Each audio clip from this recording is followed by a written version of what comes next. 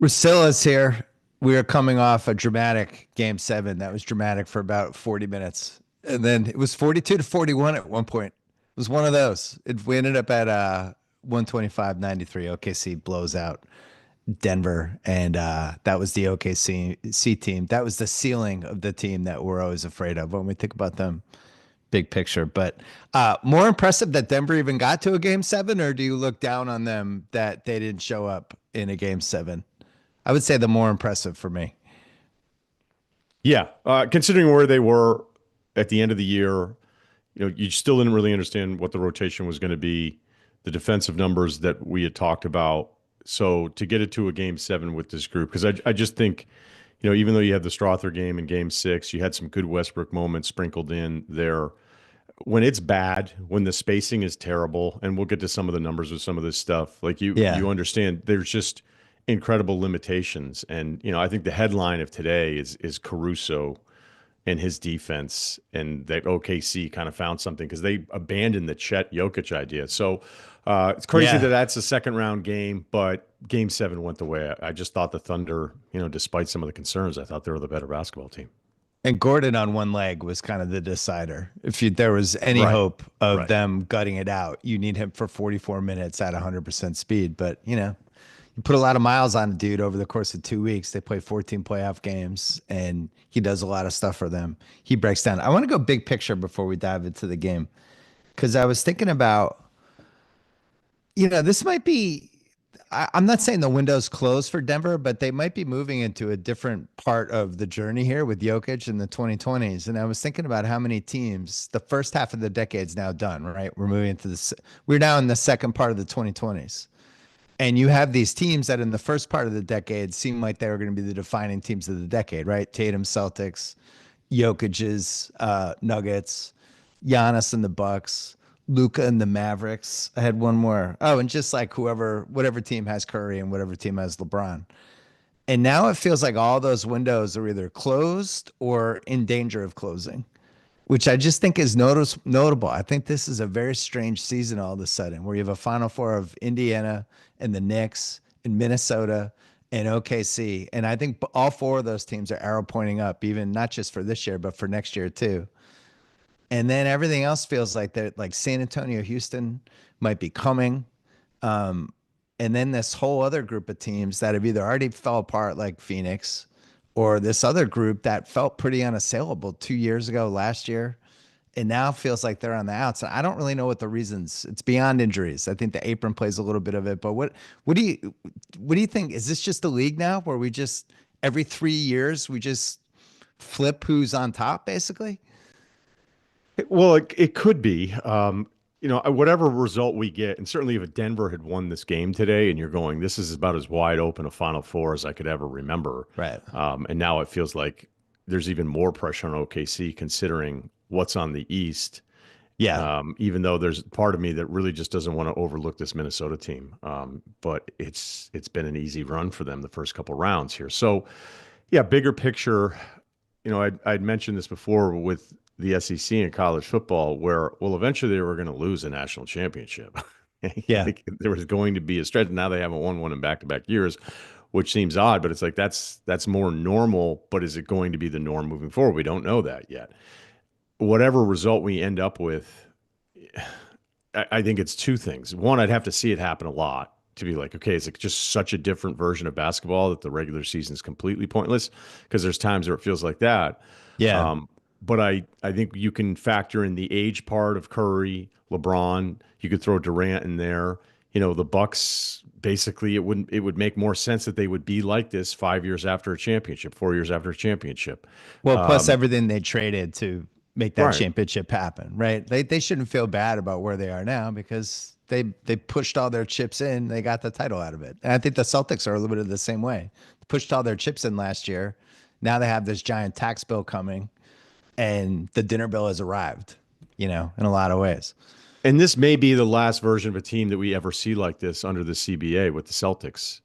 Now, if they'd won it and then were able to repeat, maybe new ownership comes in and is like, the last thing we can do is after winning two. Screw this. I'm Right. probably just going to have to take the tax Take the hit hit. because we'd rather take that financial hit than the PR hit of all the new guys are here and now they're dismantling a back-to-back champ. So I think the Celtics part of it with Tatum impacts this too. So when you go through all the different scenarios, you're like, okay, these individual things, but that second apron, I know we're going to do some of the what are you going to do? Yeah, we're doing I that later.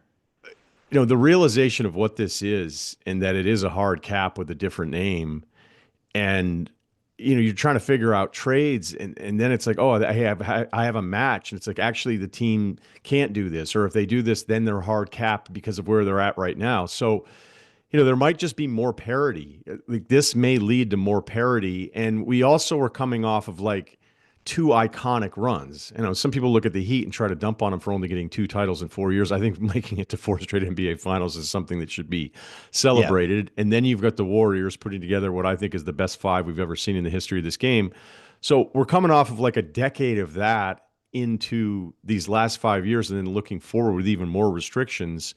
So maybe we're just too influenced by thinking that that was normal when Miami and Golden State was not normal.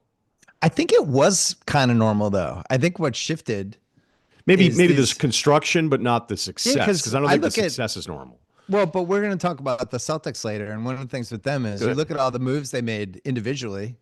Don't be sarcastic. You look at all the moves they made one by Whoa, one. It's good drafting and good trades, right? that was a It's little not, sauce, a little no, it's early. not, but it's not like they traded 5 first-round picks to get to where they were. But No, now they're it's screwed anyway. And I think I actually think OKC, and we should talk about the game, but OKC is probably the last team that has a chance to keep it going for 7, 8 years because they have all these picks. And eventually, like, they'll probably trade Dort this summer, regardless of what happens, because they can replace him, right? And you could probably send that money out, maybe bet on one of your draft picks or bet on a cheaper guy or whatever. But you can constantly be replenishing as long as you have SGA and Williams and maybe Holmgren, or maybe it's two of the three. But they have the best chance to do it. But they're going to be penalized too for the same thing. They did a great job building the roster. They did a great job assembling all those picks, and they're probably going to be screwed anyway. Once like the MVP stuff kicks in, those little kickers, like Cleveland is screwed with the Mobley thing. His salary went up $8 million. We're going to talk about them later too. They're $200 million for 8 guys next year. They haven't made the conference finals. So I just think it almost feels like there's this reckoning coming where the salaries are going to have to really shift. We talked about it with the moment they did that CBA, and you and I were trying to figure it out, and we were like, "What is this? Why does it seem like this is bad for the players ultimately?" I think this is the summer where it's going to be bad for the. it's going to end up being historically bad because it just reminds me so many times throughout. I'm not trying to go super deep here, but in life, the way we label things to lie to ourselves about what something really is. Yeah, And after we did that pod, I ran into a couple guys from a front office shortly after, and somebody said like, "Hey, did you go through?" I was like, "Yeah, Bill and I went through it, but you never feel like unless you're like a capologist or a lawyer, you're like, how am I possibly screwing this up, or what are the unintended consequences?" And I was like, "Man, it feels like a hard cap." And the guy just, I didn't even know the guy, and he just looks at me and goes, "It is a hard cap. yeah, It is a hard cap." And I was like, "Okay, all right." So that confirms. And now that we've had a couple of years of like looking at what this is going to be, it's even more of a credit to Presti, who I believe was like in on the meetings on some of this stuff. So you're gonna like this. It reminds me of like when Belichick would just always trade out of where he was in the first round, and then if you just keep doing it year after year, it's like, man, they have this many picks, or they have another couple yeah, for like it felt like for years he had two firsts to maneuver around with because he just kept doubling down on the approach. Granted, it's worked a lot better for Presti than it did Belichick, but if he to say the understood least. if he understood all of this stuff and we kept wondering, which is another conversation too, had OKC somehow lost this game at home in game 7, does that mean that they're more motivated to start going off season shopping and packaging some of these assets? Or is it to the longer view of Presti realizes all the restrictions, how hard it would be to keep together this roster, and that even Mm. if they win this whole thing, he has the flexibility to tweak and make tougher decisions because he just feels like he's stockpiling and their track record would tell you they're better positioned than anybody to do so. Yeah. I mean, he has all these picks that enable him to basically oh, I need to get out of this $25 million guy and move him into a $12 million guy, and I can reward another team with it's the situation the Celtics are in right now because it's impossible for them not to do a trade. They're gonna have to do one if they're over the second apron as badly as they are, which I think it's like 20 million. So, like for instance, if everyone's like, well, they'll trade Holiday or Porzingis. It's like, okay, well, who's taking them? What are I the don't know. Celtics getting back to make the math work for the trade? And then how does that help them? But I don't want to step on the Celtics thing. Okay, Let's do good. OKC why they won. Did you feel like they went through playoff puberty in this game in some ways? It felt Because like that a little they bit. were tight in the first quarter, like legit. I felt like there was two guys that showed up for that first quarter, SGA and Caruso, and everybody else, the sphincters were like this. I'm glad you said that because it's exactly what I saw. And you know, the Jalen Williams game 6 performance was so disappointing because then you're thinking, okay, what, like, I don't even know what to expect from this guy. Somebody that was supposed to have his off playoff games. Maybe we're a little unfair. It's like, okay, you're a young guy. You weren't great against Dallas. You couldn't be counted on as that second scorer to SGA. Like, you need that second guy to create on the ball when everything's a mess. And if you don't have it, you're so limited as a playoff team.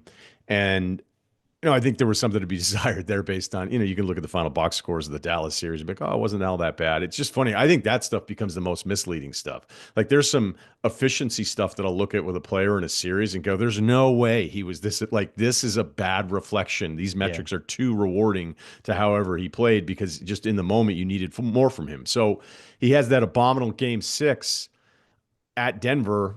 And, look, I think it's fair to say, even for a guy like Jalen Williams, like at Denver, going up against the best player in the world, you get to straw their game out of nowhere. I mean, he was wide open, one, because of Jokic, and two, because it felt like OKC was like, hey, do you want to guard this guy? I was like, no, we don't want to guard him at all. So when Well, the Nuggets had four guys like that OKC was like, go ahead, There go was ahead, there was a couple take them. 5-man stretches that Adelman, like, even he had to be looking at the scorers table going, I can't believe I have to do this right now. But in that first quarter, I'm like, what's up with Hartenstein? Like, after he missed those 2 floaters in the baseline earlier in the series, it's like, does he not want to shoot that anymore? Jalen Williams getting a couple open looks, and there were so many open looks that were great looks in game 6, and it looked like he was going to be tight again. And I'm thinking, this can't possibly, like, he's not going to be this bad game 6 and game 7, is he? I mean, he had a 3. Denver's playing so much zone. They're collapsing the top for SGA. So SGA is getting cut off. It's kind of working. And there's a kick out to the right side a little bit later in the game where Jalen Williams just turns it down. And I'm thinking, like, you don't even want to take, like, I remember you that. have to take this shot. But what I loved about game 6 is that against that Denver zone, if you could find any way to collapse, there were all sorts of points waiting for you on guys just cutting on the baseline and in the Yeah. dunker spot. You saw more of that with the Chet. They had one play where Chet passed to Caruso and he made a layup. Caruso beat his man, and Dort was coming from the other side. Both baseline cutters were wide open. So, there was a lot of stuff that I saw in 6 that I thought, if they can just go, hey, when they zone us, because they're going to like crazy, Well, there's especially with Gordon hurt, you knew the zone was going to be even totally. bigger. Right, right. Yeah. So, there's a lot of stuff, but the fact that Jalen Williams stepped up and played the way he did today, and I think there was like one drive where you could tell, okay, he's now feeling it a little bit. You could see his confidence was at a Yeah, completely different place. he started Totally. to attack. He was 42-41. I'm not a live better, and I'm also gambling's not legal in California, but it felt like the perfect live bet spot because Gordon had given them a lot in the first quarter. Brown had made some shots. OKC missed everything from 3. I think they were like 1 for 10 at some point. And you could just feel the game. You could feel it starting to shift potentially. And And they then, hadn't taken any free throws when it was like right. And Denver had like 21-10. 10 free throws, something like that. But that Caruso Wallace combo, which I think is going to be a real problem for Minnesota too. Like even thinking, not to jump ahead to the next series, but you think like Connolly's like the 1 point guard, then they'll bring Edwards. Edwards will have the ball sometimes. Then it'll get weird with like Alexander Walker and DiFrancesco. And that's when these OKC guys feast. Like they're over the midcourt line and they just come in waves where it's like, it's Caruso and Wallace. Now Dort's in too. Oh, wait, here's Jalen Williams. And they're just trying to make you uncomfortable over and over and over again. I think it's going to be a problem for Minnesota, but it became a problem for Denver, and it was one of the worst It wasn't Russ wasn't just bad.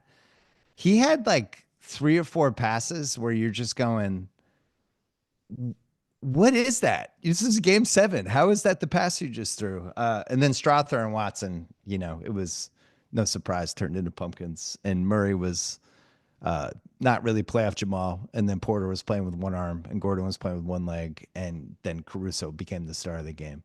And I guess Caruso guarding Jokic, I feel like is a slight hit for the Jokic legacy that Caruso was able to do that. But to defend Jokic, which I have to because I love Jokic, um, I really did feel like they were getting away with a lot with how they were pounding him physically, which they should have because they were getting away with it all series. But I'm not really sure what Denver's supposed to do when they're defending him like that.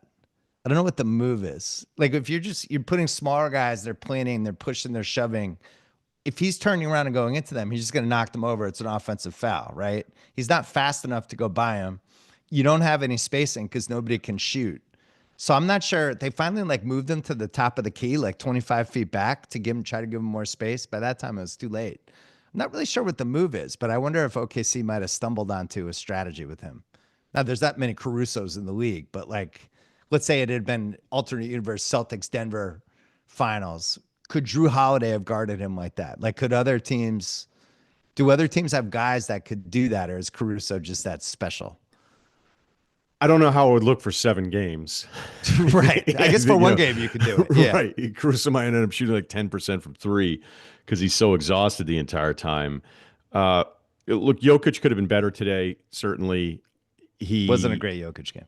no, some of the passing, or it's just like throwing it back to him, and he's turning the ball over because it's getting knocked out of his hands. Like a couple were definitely on him. He had the one late where he tried to go right at Caruso at the top and he just got stripped. There's another one from Murray where he's throwing him a buddy pass and all Wallace has to do is just see it coming in. So I think there was a bunch of different things, but I think overall, if you're looking at Jokic, just saying that he was the problem. I mean, the number of times that you're watching defenders. And I think over the course of a series, you get more and more comfortable with it, being like, all right, well, if Westbrook hits a couple corner threes, we're okay with it. Like as long as we try to stay in front of Murray at the top and then collapse on Jokic, because you could sit there and say, well, Strother in game 6, same thing. Yeah, they just left him. Go ahead. ahead. They don't care. I mean, there was at one point, I mean, the game was like basically over at this point, but I looked at it to see what Strother, Watson, and Westbrook were, and they were 1 of 4, 0 of 6, and 2 of 7. So if you're not getting anything out of any of those guys, then good luck. And then I guess nothing out of Porter too, like as you're expecting, like best case scenario, like a 15-7 something from him, but you weren't getting that. Nothing. And at least you have to defend him as if he's going to shoot, but like it was just a bunch of bricks from him. Maybe you say, hey, Jokic needs to get deeper on the catch and then have crew. But then if you're doing that, there's just so much more traffic in there defensively that I think they want Jokic to have more space to get it outside of the elbow, to be able to turn and shoot, to turn and drive. But also the further he goes away, now I don't have his rebounding and I got Gordon on one leg. And that OKC started killing them on the boards too, which was another thing. But the turnovers, I mean, they had, I think, 23 turnovers halfway through the fourth quarter, which if you have over 20 just in a normal NBA game, that's a lot. That's like, whoa, didn't take care of the ball today. So the ball was well, you're going to lose. Around. Yeah. OKC had, at halftime, they're up 14 because they have this crazy run in the last 3 minutes. They're 5 for 20 from 3, and they're up 14, and they have 8 steals. And it's like, that's it. There's no road back for Denver. What you need, like Christian Brown to have like 35 points. You need some complete, or you need Russ to flip it on. And by the way, how mad do you think the Clippers were watching this series with Russ? I think Russ was like minus 86 in the series. Games 5, game 6, game 7, he was like just universally atrocious. And you think like he was one of the guys that swung that Clippers series and then he's another one who turned into a pumpkin. But if I'm the Clippers, I'm still looking back at that round 1 being like, how did we not get past this team? Like how, what happened? But to Denver's credit, they were able to play 14 playoff games somehow. Just to get OKC to 7, I thought was remarkable. Because, I don't know. I just don't think the teams were close from a talent standpoint. I don't know who can beat an entire team when every single defender is just like all they really care about is you. And Murray's elimination game track record is terrific. He's got two 40-point games. He's got the 50-point game in there. Right. So you wondered, you're going to get another Murray moment out of this. The fact that he played as well as he did with the illness in game six. But just over the course of a series, when you're going, okay, when Jokic does this, and now it's like 3, 4, 5, in this case, 7 games in a row. It's like when he does this, when he catches here, we're doing this. And then everybody's just in tune. And when you wait around on OKC and everybody starts flying around and the help is so good and they're so Yeah. smart and all this stuff starts happening, I'm with you. I can't believe that Denver played 14 playoff games. I think that's well said. Um, the other thing with OKC is they have different looks, like almost like a football team, where they can be like, oh, we're just going to rush you conventionally. Oh, now we're bringing in 6 defensive backs. Oh, now we're blitzing from this side. And you just kind of never know what to expect. So I'm sure mentally, just trying for Jokic, he was like a supercomputer trying to basically diagnose the problems that he can solve. And just the lineups keep changing over and over again. They were bringing, it was almost like they were like a hockey team, bringing dudes in and out the second quarter. Um, I think OKC is going to win the title, and I'd be really surprised if they didn't. But the seeds were planted for how it wouldn't happen, where you need a team that would just be able to go toe to toe with them and make them nervous, like they were at parts of Game 6, like they were in that first quarter today, and you leverage their youth against them. I guess would be the recipe, but I just don't see anybody beating them. I think they're. I said this to you last week. I think what they do on defense is the best thing anyone's doing right now. And I don't, could there be, I'm trying to think of like the Knicks, like those 5 guys, the way they played in the second half of game 4, the way they played for all of game 6, 5 guys that have not, I don't think have gotten a ton of reps together as a 5, as a healthy 5-some. Maybe there's a ceiling there that maybe game 6 is a little more representative of that. Maybe Indiana, their depth and their style of play and just their pace and how comfortable they are all playing with each other. Maybe that could be something. And maybe Minnesota with the Ant piece and then the Randall just really punishing anybody who's smaller than him. Maybe there's some level there, but I can't see anyone touching OKC. Can you? No, you're right. Like when you think about football teams, you go, which is the best unit? OKC's defensive unit, and the numbers would back it up. And I think the other part of it is the thing that you loved about them all regular season is this team can go one big, they can go two bigs, and both Yep. bigs actually complement each other. They don't Or seem now to get in each 0 other's. bigs. We found out today they don't need Yeah, big. right. Just Alex Caruso as a 6'4" center. There's times where, against Memphis, it didn't really matter. But then I remember, I think it was even in game 1 with Dagnall, where I'm thinking, like, he's coaching this game like he's down 20. Like, is he Yeah. experimenting in game 1 for the rest of this series? And then they have that small lineup today just to kind of pour on their adaptability. And so, whenever you look at the playoffs, you're like, hey, they're deep and they'll do all this stuff. And it's like, yeah, you really only want to play 7 games, or excuse me, 7 guys and be who you are.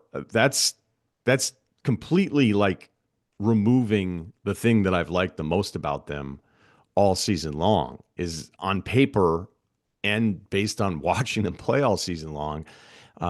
Their depth, or sometimes we can overrate the depth part of it a little bit. Like I was still surprised in the Pacers. I'm like, they're in these playoff games and they're playing 10 guys in the first quarter. Like that's unheard of. And it's working for them. Maybe it's because of their style. And again, we'll see what happens here with the Knicks. But there's part of me, because I thought OKC was so good, had they lost this game, it's like, so do I have to just completely eliminate teams that have all this malleability with their roster? Because that is their greatest strength. And I think we saw Hmm. that in this series. Well, it's like we say every spring when we're doing these, how many guys do you actually have? Right. Right. I think the Knicks in that last series, they have 7 guys now. Now that Robinson can give them 15 minutes a game, and McBride has been, I think, a really good bench player all season. They have 7, which I think you can win the title with 7 guys. Indiana has 10. We'll see if they get into a really hard series, how many people that number actually is. But it probably is 8, and then maybe Obi Toppin, maybe that's 9. But you could work there. Minnesota is a team. I'm really interested to see what that number ends up being. Because you have Nas and Gobert, you have Randall, you have Ant. So there's 4. DiVincenzo, Conley, as the playoffs go along with his age, we'll see. That's 6. maybe Alexander Walker. Yeah, well, he's I'm definitely. at, I mean, so I'm at 7, and that's probably it. OKC, they might have 9 or 10. I mean, I think Wallace, I've loved him all year. I always put him in my Ringer 100 voting, even though I think he plays like 19 minutes a game. But I just think they're bringing dudes out. That Isaiah Joe's not even playing for them. I really like Isaiah Joe. Wiggins, I really like. I almost feel like Wiggins is probably like, fuck, I could probably play 30 minutes for 20 teams in the league. So I guess that's what we're gonna find out with Minnesota because they're gonna need everybody and they're gonna be coming at Connolly. They're gonna be pressuring Ant. Um, and I don't think it's a great matchup for them. What do you think the line is? Just out of curiosity. for game one, Okay, no, OKC Minnesota as a series. minus 175 OKC. I'm gonna say higher. I'm gonna say minus 300, and the answer is ooh, minus 375. Jesus. Well, I it think would make. Minnesota has a better chance than that, right? Yeah, that seems With really the way Randall's dismissive. playing. The game one line is huge. I mean, I already looked at it because I was like, is there a game one scenario there where you go Minnesota, easy path so far, grind for OKC, having to Yeah. play in Denver that whole time? And the fact that the Western Conference has the quicker turnaround than the Eastern Conference on this one is brutal. But they had Yeah. to do that in case there was going to be a game seven. So it's minus 7.5 for game one. I mean, to me, that screams Minnesota plus the 7.5, feeling like you're hoping to get OKC a little hungover from this series. If I'm betting against OKC, I'm just betting the money line in a game because it feels like they cover those bigger spreads in their defense. If they're up 10, if they're up 12, all of a sudden it's 20 before you blink. But I'd rather just go right against them. Hey, time for a special part of the show brought to you by Workday. Are you a forward thinker? I feel like you're a forward thinker. Then you need an HR and finance platform that thinks like you do. Workday is the AI platform that helps propel your organization, your workforce, and your entire industry into the future. Workday moving business forever forward. Watching OKC today, I felt myself get relieved yet again that they didn't end up with the 7th pick in the 2025 NBA draft because that would have sucked because we got really close. We had two teams jumping Philly there. And OKC could have added the 7th pick to everything we're watching right now, where they're already so deep. They have guys who are playing 10, 15 minutes less. Jay Will, the other Jalen Williams, I don't even think he played in the first 3 quarters. And No, and that guy that's would the have played 30 minutes for the Celtics in the Knicks series. and the craziest thing too is you watch the series and you're like, here's a guy that scores 3 points a game. He's a complete afterthought on offense, and yet his body and his strength was like a nice little like, hey, go in there Yeah, and hack Jokic.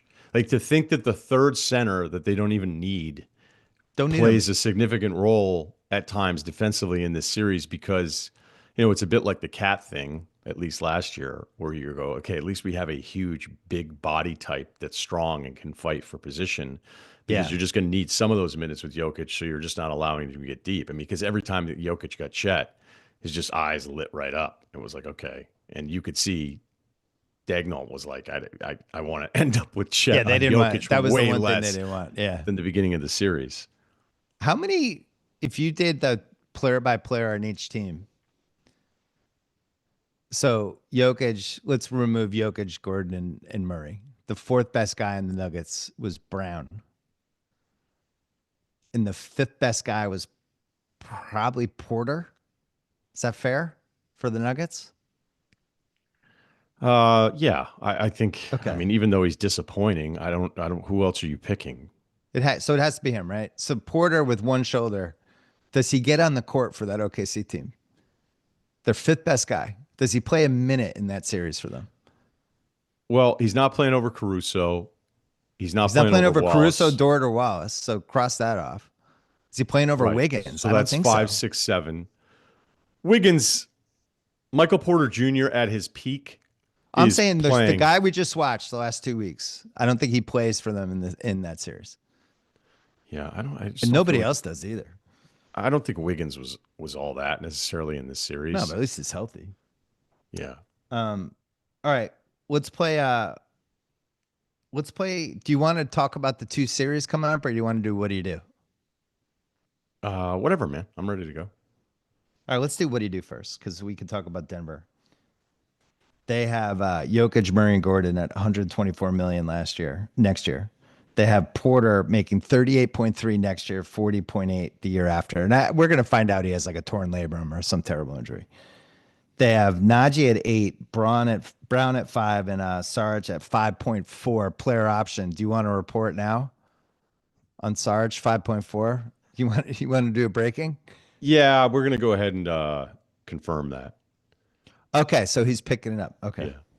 Well, I Uh, just don't know who's paying him with the limited cap space yeah, I'm going to this say he's summer. picking that one up. Why that's not a 1 year deal, you can ask Calvin Booth, who's no longer the GM of the Denver Nuggets. They have their own first in 26 and 28. They're 27 and 29 first. They're top five protected going to OKC. They do not have a lot of flexibility to improve the roster. They were under the second apron this year. They had like seven, I think 6, 7 million to play with and just didn't get whoever. But we always talk about this every February, like, go get a buyout guy. It's like, well, who? Who are the buyout guys? There weren't really any good ones this year. But the roster wasn't good enough. Westbrook has a player option that I think he probably opts into too, because that's like 3.5.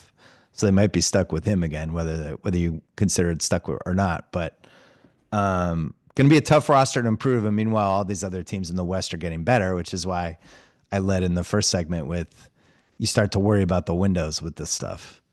Because if this is the nucleus and you're just bringing this back and hoping everybody's healthier, I don't think that's going to be enough in the West. As great as Jokic is. I know we're probably gonna fall on a lot of this of like, what do you do? Um, but if Porter Jr. has like sometimes I see him written about like he's this awesome trade asset. And He's not. you're like, if he was any good, they wouldn't want to get rid of him. And the Yeah. numbers are massive. I mean, it's 38 next year, 40.1 in 2 years.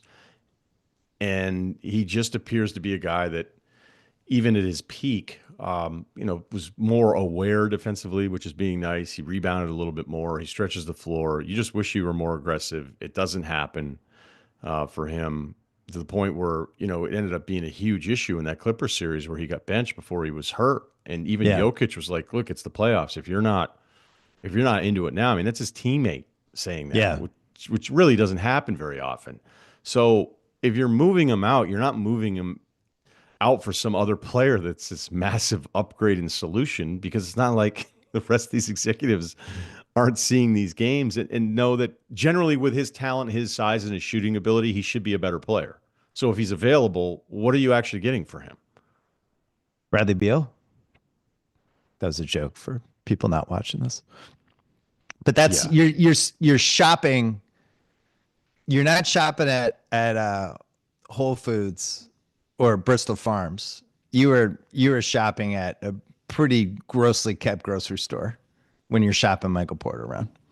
Like where you're picking up the ground beef going, ooh, this might have been here for a while. That's who you're looking at.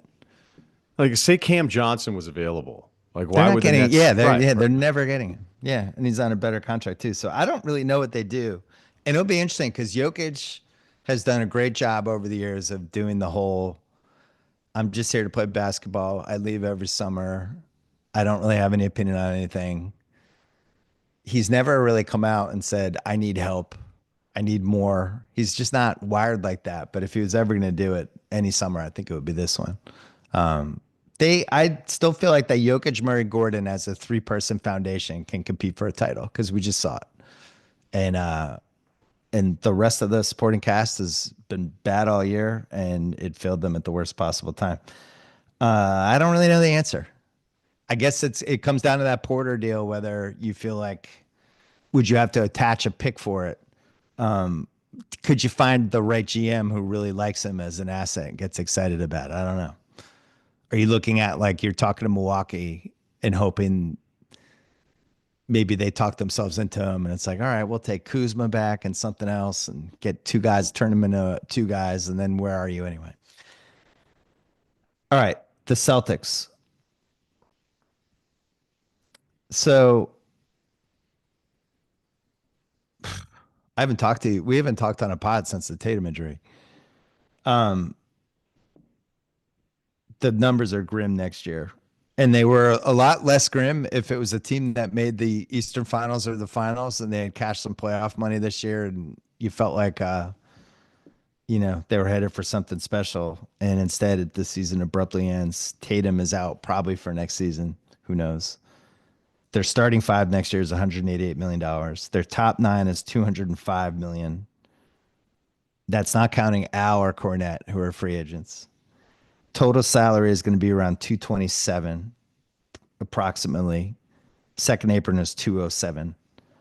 So they have a huge tax bill plus a repeater tax. And with Tatum's injury, I don't see any way that they don't try to get under that second apron. Do you? I don't know which owner would go into next year going, yeah, let's just run it back. Like I still think that they were going to be pretty proactive about trying to figure out a way to save, even if they'd won the whole thing. I mean, it just was going to be tough. And so we've already covered the PR part of it, of like the first thing you do is start saving money. But it's a little different when you're spending $6 billion on a team as opposed to a few hundred million like it used to be back in the day for these teams. So True. the Drew contract, I think all of us probably deserve a redo on not going like, hey, he's a great guy and he's such a good leader and he's so good on defense. You're like, what are those numbers again? I mean, it's 3 years, 105 million for Drew Holiday. You can't 32 move next that. year, 35, 37. Player option. You want to report it now? Probably pick that one up. KP is 30.7 next year and then it expires. But the thing is, like, they won the title last year. That was the price of doing business. They had to take care of Holiday before the playoffs started because he didn't know if he was staying or going. They didn't want that hanging over. They had to extend Pritchard as part of the Porzingis as part of the deal, and they won the title. So when you win the title, it's hard to be critical. But then when you look at these numbers, it's like holy mackerel. I still feel like Drew would have real value for somebody because it's not a good free agent market.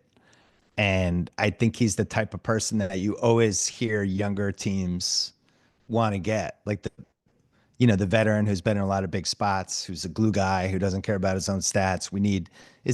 Do you wish if you're trading for him that he was making 22 instead of 32? Probably. But it feels like that's one. And then KP is an expiring, I don't know. I guess we have to find out what's wrong with him. And we still don't know for some reason. This is the most covered up illness, whatever, that I can remember, where even like people around the team won't talk about it. I still don't know what it is.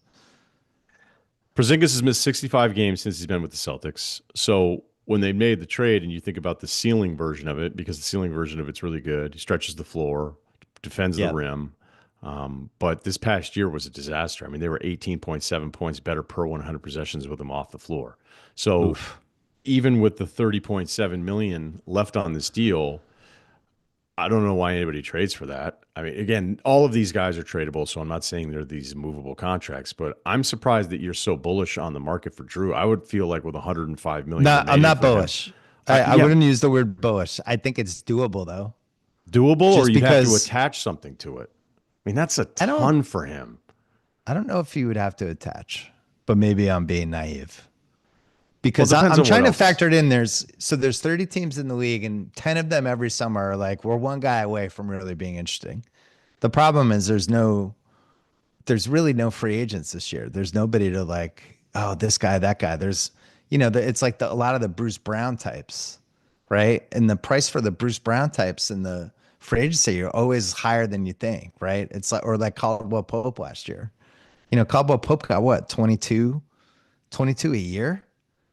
Yeah. The problem for them is I didn't think Drew was not good in the Knicks series. I mean, other than game 5, I just didn't think he played well. He's coming off his worst year in a really long time Yeah, on and I top of kept everything thinking he else. was going to turn it on for the playoffs, and he just didn't. So if you're taking back a worse player with a shorter contract for a ton of money, okay, maybe.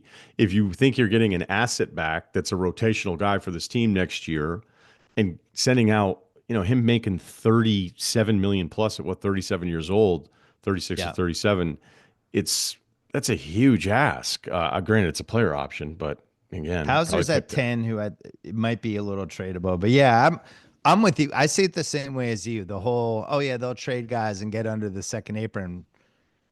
I I definitely spent a couple hours looking at all the teams, and you'd be surprised how many teams are just immediate cross-offs. Either they don't have that thing to trade back, or they wouldn't be interested in the first place. So, Well, you know what like, it gets back to, right? what? If you were, all right, you just bought the team and you hit me up, and you're like, what should I do?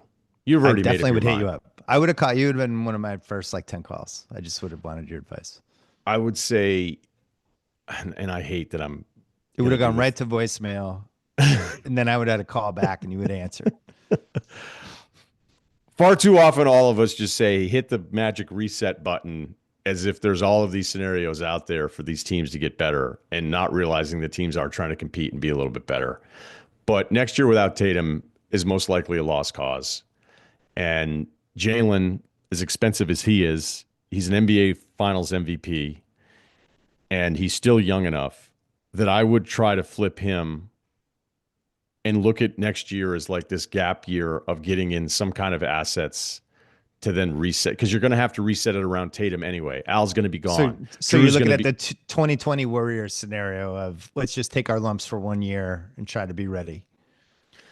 yeah, and it doesn't guarantee anything, and it'd be a lot easier to say, hey, Jalen's a really good player, and he'll be the number one option, and it's going to be fine, and who knows, get into the playoffs, you see what'll happen. But I think you're just then delaying all of these other decisions that you're going to have to make. So I would hope if I'm again the Celtics, a lot of these things are connected. If Houston were to miss out on Giannis, right? Say Giannis isn't real forceful about it. Milwaukee kind of goes to the default of like, hey, run this back. But granted, I think we'll have a Giannis conversation here anyway at some point.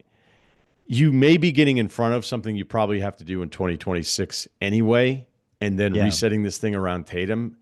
And it would be really bold. It'd be probably hard to do because it's a new ownership group that doesn't have the equity of Wick and his group, or if Wick was explaining it, ownership that never spared any expense, that they could probably pull it off quicker than who's this new guy, and then they just traded Jaylen Brown. But I'm serious. Like I think I would try to figure out a way to get a few assets back and reset the salary deck that way, and then hope. Granted, you got to be right around the things you're bringing back in around Tatum and do it that way because you may be getting in front of something you have to do pretty soon, and it's probably going to be a lot less options.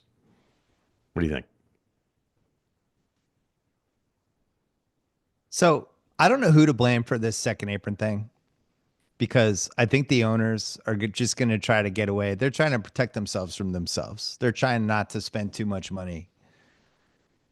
And they want all of these checks and balances. This is what's been the case for all professional sports forever. They want to protect themselves, from the 4, 5, 6, 7 people in the league who are like, I don't care, like Ballmer, Ishbia. I don't care. I don't care what stuff costs. I'm just going to pay. I'm just going to throw money around. And everybody else. So they put this infrastructure in. But the players union, who is always run poorly and always does a bad job with this stuff. And this is the worst thing they've ever done because what they've created is a league where you can't keep Tatum and Brown together and you can't keep core people together because you can't afford to do it. And if you try to keep the two together, you can't put anyone else around them. So this is just the way it is. And you're going to have these 3, 4 year windows and then you're going to have to blow it up. And this is just what we have, which is not, I don't think what professional sports is about. I think professional sports is about, I have these guys, I've followed them their whole careers. We drafted them or they showed up or I've watched them go through their prime and then age with them. And, if we're just going to be this like transactional league now, I don't think that's good for anybody. So when I think of like the Brown trade, it probably is the one that makes the most sense on paper, but that means we're splitting up Tatum and Brown, which is something I never wanted them to do. And it might be the only move. You might be right because, like looking at Houston, if Houston was going to say, we'll take Jalen and Drew and we'll give you Van Vliet back and Jabari and Eason, and we'll give you the 10th pick. And, you'll save like $20 million. We can make it work with our cap. And that gets you under the second apron right there and gets you a rebuild. I think they would have to think about deals like that. And then if you're Houston and you can get Jalen and Drew in the same trade and give up assets, but not touch Thompson and not touch Şengün and, keep enough going. That's the type of trade. But for me, it's like trading Jalen is an all-time last resort. There has to be a better option. Well, what are your expectations for next year? Not good. So why play it out another year? Well, it becomes a question of, do you want the person to stay in the city for his entire prime? Or in this case, the two people together? Yeah, be nice, but now you don't get that option for 25, 26. You don't. I'd It's add the something tough one. else onto the Houston thing because I think the Giannis thing is going to be a big influence on like how does Houston do all the legwork for some sort of Giannis deal and then it's just pulled Then he back. backs out, or Yeah, right. well, Because also like if you're Giannis, like I would rather kind of stay in the East if I felt like my team could be almost good enough, right? The East is going to be awful next year compared to the West. Like if you're just removing Boston from the picture next year in the East, and God only knows what's going to happen with Cleveland because they're way over the apron. I might rather stay in the East than go to Houston and be in this like juggernaut of a conference against all of these awesome teams. I don't know. Does that guarantee me anything? Plus, Giannis already won a title, which I think everybody forgets when they. I don't think he's decided anything, but he already won the title. I think he just wants to be in a good team. I don't think it's about like I need a ring. He won a title. it was the most talked about thing at the combine. Just Yeah, to be let's hear sitting it. there. You were in Chicago for 3 days. Yeah, and I'd say like the conversations are kind of all over the place. That it's definitely happening. That it's or the other side of it is that he actually hasn't initiated any of this stuff. I I think mean, that's true. I've talked to teams that spoke with his agent where it's like, if anything were to happen, we're kind of like hinting in these areas of like semantics. It's like, hey, nothing's really happened. But if anything were to happen, I think the most important thing to remember is that it's probably not a free market kind of deal where Milwaukee's going to be telling Giannis and his agent, hey, guess what we did today? All right. Okay. Even with control for a couple years here, the standard usually is for somebody at this level, we're talking about one of the three best players in the world, that he's going to have input on where he would be going. Now, if he's open to four or five different teams, then this is a different transaction as opposed to guys in the past where it's like, hey, I have a year left on my deal, and if you trade me anywhere else, like I'm not going to re-sign. So then that destroys the trade market, and then it's like, all right, how many swaps can we throw in this thing to make it look like it was that good of a trade? And you're kind Yeah. of screwed. Which I think is another conversation that you would have if you're the Bucks, going, okay, if Giannis is fine with it, okay, and I know I've said that in the past. Like if he told me, hey, I'm good with Milwaukee, that's all I need to hear, and you hope to win 48, 50 games, and to your point, see what's going on in the East. I mean, it's not the worst scenario, but if I'm getting the feeling like it's going to be way worse in 26, then I might just want to get this thing over with now and bring back players. Do you think he would be Maybe like, is Kuzma going to be on the team next year? And they're like, he is. Like, okay, here's a link. I'd like to revisit my options. He's going to keep scrolling right on this one. And the spot track thing. Yeah. Just keep going left to Nope. right. Keep going. Keep going. No, there's one more year there. Wait, that's not an option. Nope. Well, let me Nope. ask you this with Giannis though. What if he says to Milwaukee, I've decided I want to be traded. They're like, okay, but I only want to be traded Golden State. That's where I want to go. And I won you a title, and I've been an awesome Buck, and I've been here since 2013, and I represented the community in an amazing way. And all I've done is kick ass for you guys. And if you're going to trade me, I'd like to go to Golden State. So now what do you do if you're the Bucks? Like, well, that's really nice, It's a cool but place. but we like a lot of other potential pieces more than Kaminga. Yeah. That's looking like Draymond, Kuminga, and all of their picks and a million swaps, I guess. And that's not a headliner. I would Pods, not. maybe Pods is in there. There's no way I'm bringing Draymond in to be like, okay, we need more from you on offense because now Curry's not running around you for a decade. Well, how So about what Randall did to him? That ended the defensive player of the year debate.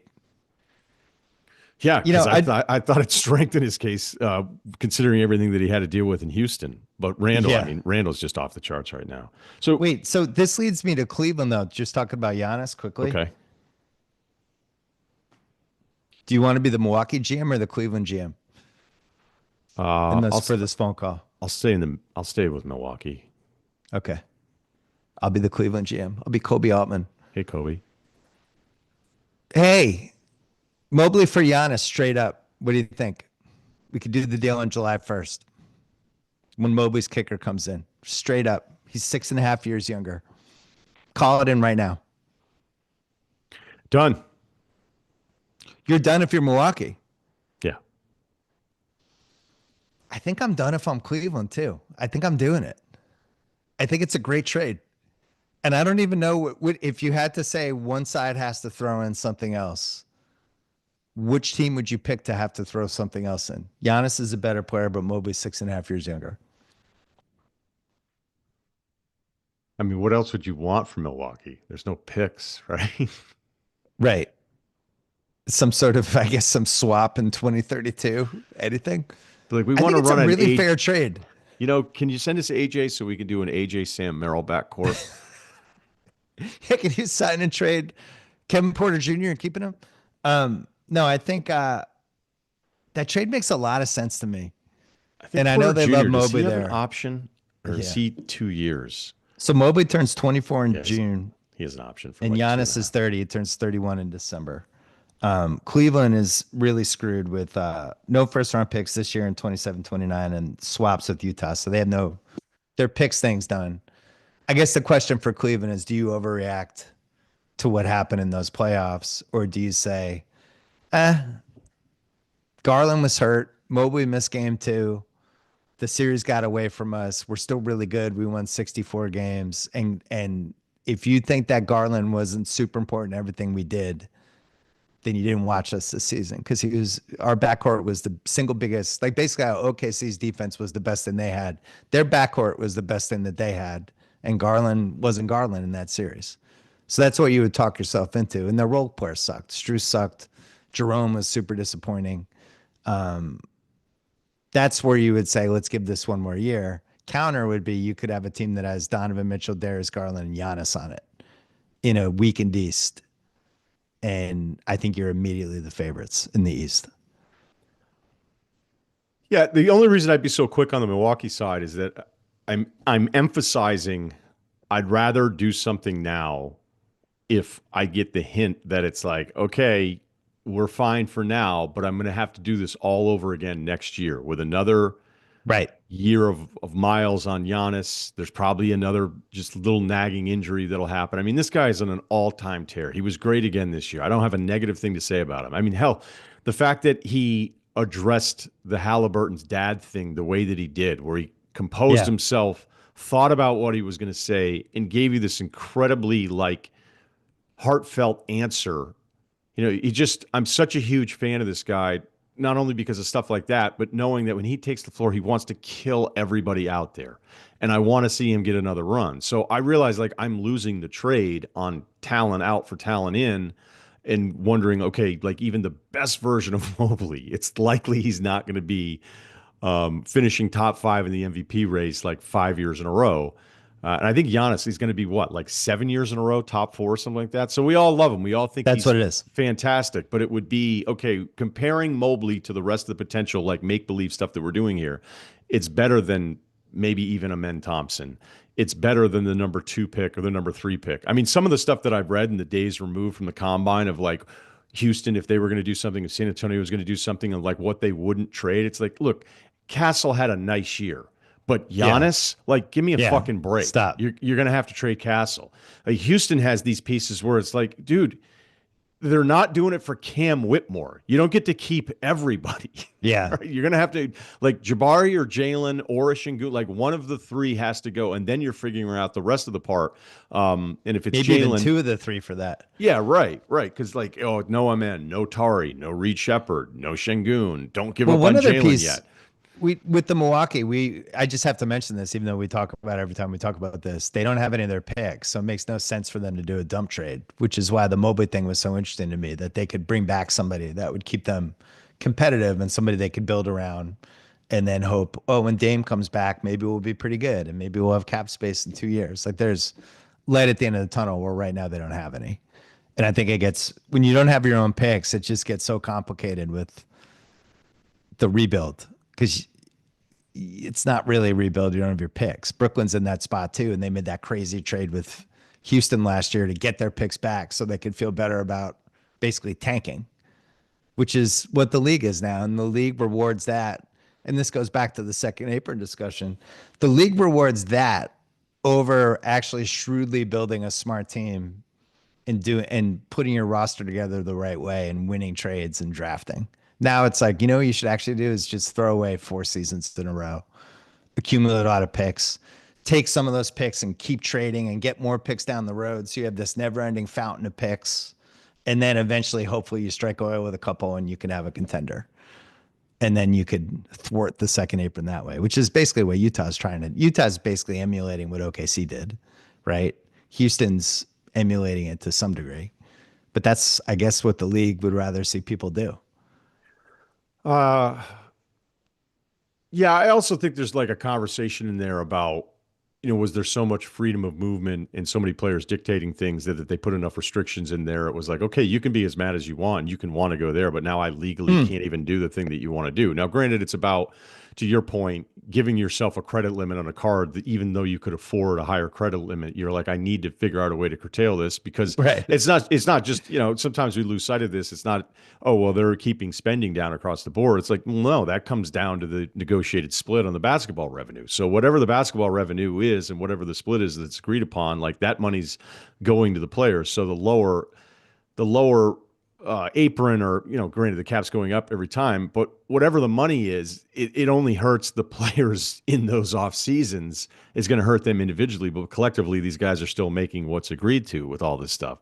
So yeah, like Mitchell was a good example last year. We talked about that last summer, that he kind of ran out of options, and it actually made the most sense for him to stay with Cleveland, which I think is part of what they were designing the CBA around, to kind of nudge people to staying where they are.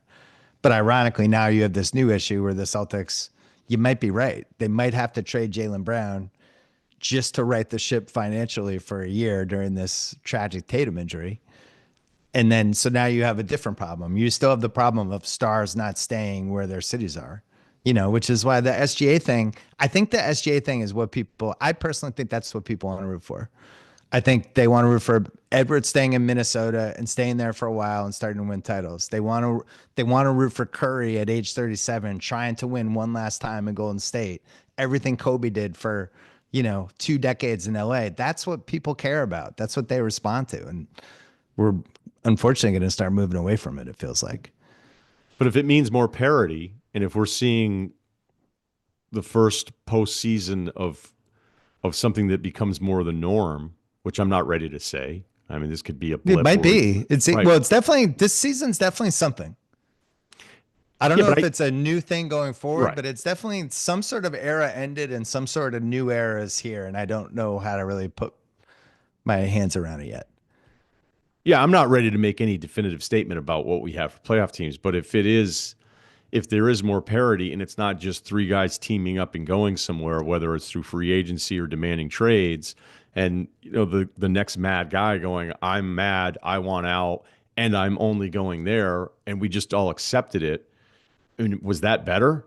No, the good thing is that era's over. Well, that was the longest segment we've ever done. You can learn more about Workday at workday.com. We're going to take a break and come back because I want to talk about Golden State as well, but we're staying on the YouTube. Okay, Golden State. Golden State's probably in the worst shape out of the four what did you do teams that just got eliminated, because they have all their firsts. Basically, Miami has their first this year, but they have 26, 28, 29, and 31. And they basically have 32. They made this weird trade with Washington where they get the pick if it's 1 through 20, and Washington gets it if it's 20 through 30. So they basically have it. Draymond's got 2 years left. Curry and Butler have 2 years left. They're basically locked into that core for 140 million. And Peyton and Looney are UFAs, and then Kuminga is the sign and trade piece. I personally think somebody's going to sign and trade for Kuminga, would be my guess, because I think it's limited free agents, and I think there's enough there to fool you into thinking he's a 15 to $20 million guy. Some GM will be fooled. I'm dubious of it, but what do you think? Yeah, you're right. The free agent list is so bad, and that's why it's so funny. It's like, well, there's not that much cap space. It's like, okay, but they're not that much cap space and guys aren't going to get paid, or are a couple guys going to get paid a ton more than we thought because there's no one to pay. So if I'm the Nets, I'm probably not looking to get into the Kuminga business at a huge number because it's probably pretty stupid. I think the best version of Kuminga, unless everything clicks and he totally figures it out, it's probably like, all right, you run out there with a bad team and score your 20 points a game. Like this dawned on me during some of the Jalen Green struggles and Kuminga playing really well, where I had said in my pod, I was like, is Kuminga Jalen Green with less opportunity, which seems like it's kind of insulting towards Jalen Green. I'm not even sure that I'm two guys certain. that should end up on Charlotte. Yeah. So just putting up stats. The thought popped in my head, and I actually think that's unfair to Jalen Green. So I'm not, that's not my conclusion. It's just, hey, I'm sharing some thoughts every now and then. Like the non-taxpayer mid-level's 14 million. I mean, is there a non-tax team that goes, hey, this is actually a pretty decent acquisition? Did you look at these numbers where there's 3 teams that have cap space? Brooklyn has 58 million. Detroit's got 24.6. It might be able to get a little more. Memphis has 6.9, but could also potentially get a little more. And the Detroit one, I think, is going to be different depending on the Cade stuff too. So I think that could be if he gets all NBA. Right. I think it goes to 19. But full non-taxpayer mid-level is San Antonio, Sacramento, Charlotte, Washington, Utah, and Atlanta. A couple of those teams feel a little Kuminga-y to me. And then taxpayer mid-level, but not full. That list has like 10 teams on it. Yeah, but that's only like 5.5 million. The crazy thing is when you see the guy who's like 7th or 8th on a team, and he immediately gets the 2-year tax mid-level, and he's just like, I'm afraid. I'm afraid to wait this thing out, so I'll just take that right now. You know what they call that? The Austin Reeves. But one day when he's like, how much? Okay. Yeah, but they weren't. Look, their agents. I mean, look, I know those guys, so I'm a little biased. They knew what was going to be out there and what wasn't going to be out there for Austin. Right. So it's not like they jumped on something without all the information they needed. Fair. I don't know what Golden State does, and I don't know what makes them think a year from now, a team that got slowly injured as the season went along and limped to the finish would somehow be super healthy next year. But it was fun. It was more fun, right? It was, hey, this could happen. It was fun right until the fourth quarter of Game 3 against Minnesota. That was when the fun stopped. When it seemed like they were going to go up 2-1 against Minnesota and at least buy enough time for Curry to come back for Game 6, and then Minnesota finished them off. And the Randall Renaissance. Did you keep any Randall stock? Did you ever have Randall stock? No, I mean, I think I had it for the draft. I liked him better than Marcus Smart. Did you really? Yeah, I did. Interesting. I did. I liked his playmaking. I liked the size. And there were times where I thought I was right. I mean, you want to talk about, this is like you and I revisiting the Pelicans-Lakers Anthony Davis trade again, which you should probably do next week. I have it scheduled. The number of times that you could have argued Smart against Randall, and then it's like it was this late to be able to argue, like, yeah, actually. Oh, God. You're right. That argument flipped again. Like, that would be an incredible segment. Maybe not a great segment, maybe a real slow week. You and I would enjoy it. Yeah, we'd like it. But just trying to figure out, like, what are the longest possible arguments? Like drafting one guy or the other guy, how many times it flipped back and forth? Yeah, like, can you get to year 14 where you're like, I'm still not sure. Sean Marion versus Andre Miller. Had a couple twists and turns. Yeah, right. I mean, then once, D'Antoni got there with Marion, you're like, all right, now he's hitting threes and everything else. I have a couple of fake Celtics trades for you. No, I want to stay on the Warriors thing, though, because I think there's a little bit of a lesson in this, in that the things you're battling and how tough the moment is versus all the decisions later on. Because I would have not wanted to get in the Jimmy Butler business, okay? And then Dunleavy basically is like, what are we doing?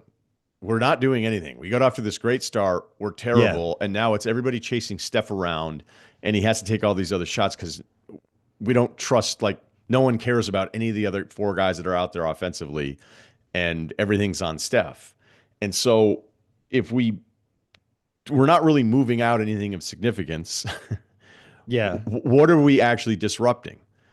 And then they get a tack on the extra massive year for Butler, okay, because like that becomes part of it. But, the beginning of the 25 calendar year, nobody cares about any of that stuff. And it looks like, how could you have questioned this? Butler has his joy back and all these different things. And, the playoffs are disappointing.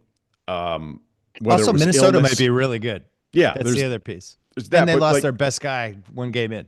but there's, I know Jimmy in the game where he took 9 shots after the fact was like, hey, he was sick. I mean, by the way, this playoff season is unbelievable with the health and illness updates that we get from every team as soon as they're eliminated. And we're like, our trainer had a cold, the pilot has eczema. It was tough. It was tough for us at the end. So you look at all of this Butler stuff, and it's this huge celebration, and then it's almost like, how could you have not wanted Jimmy Butler?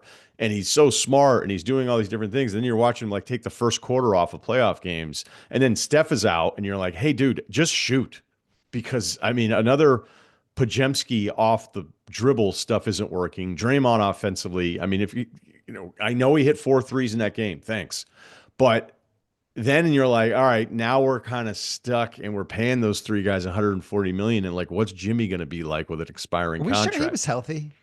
Jimmy? Yeah, because I'm not positive he was healthy in that Minnesota series.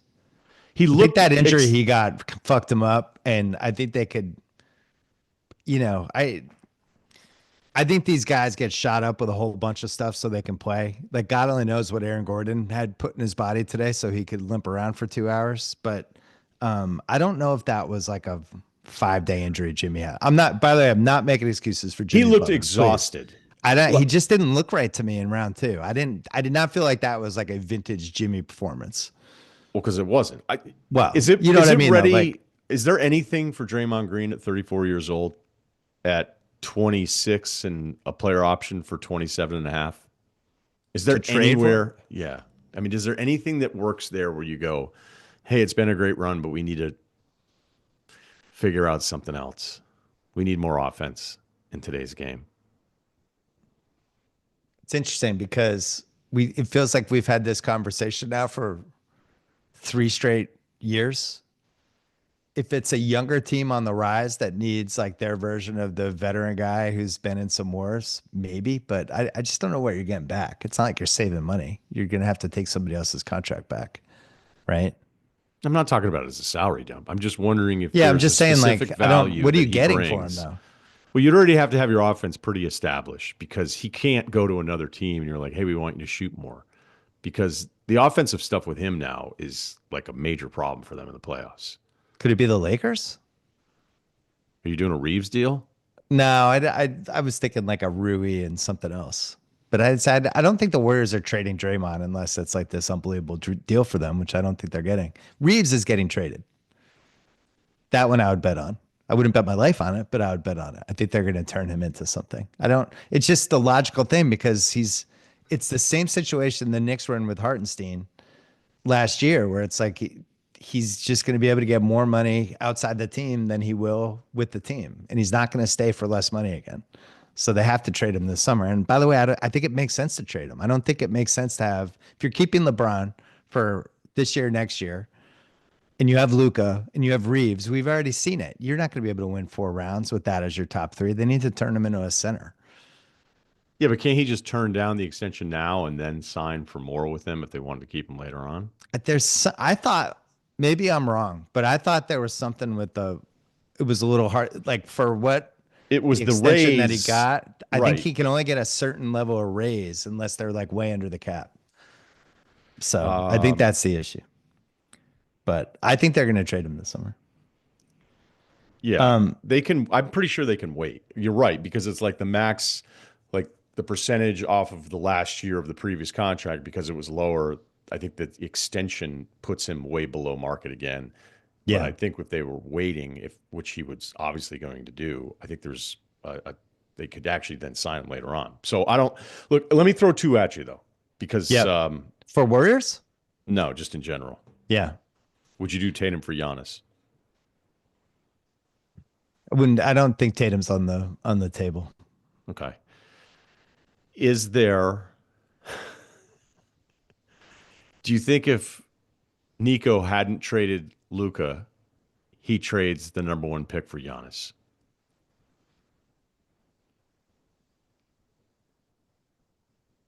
I don't. I think from all indications, they're like, holy shit, we got Cooper Flag. Like if we're doing trade value list, it feels like he's already in the top like seven because of his age and the rookie contract and how impactful he's going to be right away, right? He's 19 in December. Like how can you possibly that the list is so short of people I would even like entertain a phone call with him. And he's going to be so good right away in all these different ways. The Giannis, I do have some fear with Giannis if I'm trading for him. I'm not getting Giannis in his mid 20s. I'm getting a guy who's 31 who has been in some long seasons, who's already had some wear and tear, and who plays a really physical style of a game. I just don't. I would just rather have the young guy in the rookie contract and take the ride with that. Do you disagree? No, that's the right answer. But there was all sorts of stuff where I know KOC had mentioned that the Celtics talked with Cooper Flag. And by the way, Oh, at the combine. yeah, but Well, they that's for have 5 years from now when he turns down his rookie extension and just and comes to the Celtics. be the first I'm guy to counting on turn you, down a Kelly max. Flag. Kelly Flag, she's got our backs. Yeah, but 2030 Celtics. Come I on, don't think Kelly people. Flag. It sounded like a newsworthy item, but and KOC mentioned it, so it wasn't as if he was reporting it as this like, oh my God, can you believe this? Like once you understand how it works, like they're like, yeah, we'll do the interview with him, we'll do the interview with the top guy. And by the way, front Yeah. offices, there's nothing they love more than doing stuff where they think they're collecting information, even if it's incredibly unlikely. All of these rookies they're going to interview, they're never even going to have on their team. Um, but I thought some of the Cooper stuff of like the hypotheticals and then realizing like even if Nico and ownership were like, this actually makes a ton of sense. It makes a ton of sense for our window. Why would we do this? Like, why would we try to have two timelines, which seems like it never ever works out, except for maybe the Spurs? But they just obviously couldn't do something like that months after they did what they did with Luka. But the longer term part of it, which is a lot like the Lakers side of it, which again, you're not going to say no to getting Luka for anybody, but it's like even if this screws up the 25 part of it, which again, I don't know what Anthony Davis, how different it would have been. I'm not going to guess that he's healthy with them, hurt with anybody else, but Cooper gives you the post AD, like what you can be and build around. So it's extending like it's not necessarily like a championship window, but it's like, hey, if Kyrie's this or AD is this and all these things, like we now have a new thing though that we already have in place that if he's as good as everybody thinks he can be, the hardest thing to get in the league, which is again why the Lakers, that's the discussion around the Lakers in 25. It's like, all right, whatever even happens here, but for the next 5 years or longer with Luka, like we have the first thing, which is the hardest thing to find because without it, Well, there's no isn't the point. bigger question, why wouldn't you trade Davis? As weird as that would be, considering he was the focal point of the Luka trade. But wouldn't it make more sense to trade Davis and try to build a team that has a different timeline? Is there a Davis Lakers trade that makes sense? Not that I we'd have to be flipping it back. But If what if Reeves turned into Reeves? if Well, Reeves turned into like I don't know, I'm trying to think, it's not Paolo, but like that level or Scotty Barnes 2 years ago when it seems like his value's taking a massive hit, which I'm pushing against here. That's my position right now on but this. what if San Antonio said second pick and Vassell? Well, I don't even think they would do this, by the way. I'm just using his hypothetical like range of what AD might be worth. If San Antonio is like, you know what, we feel like Wemby's ready right now, we'll do the second pick and Vassell right now for AD. No. I wonder if Dallas would even consider that. I don't think they would. I think for everything, Nico's so pot committed to the AD thing working out. I don't think they're going to do an What if Booker injured was on the sampling. table? Then you have to do it. You have to do it if you're Dallas. Yeah. But why would Phoenix do it?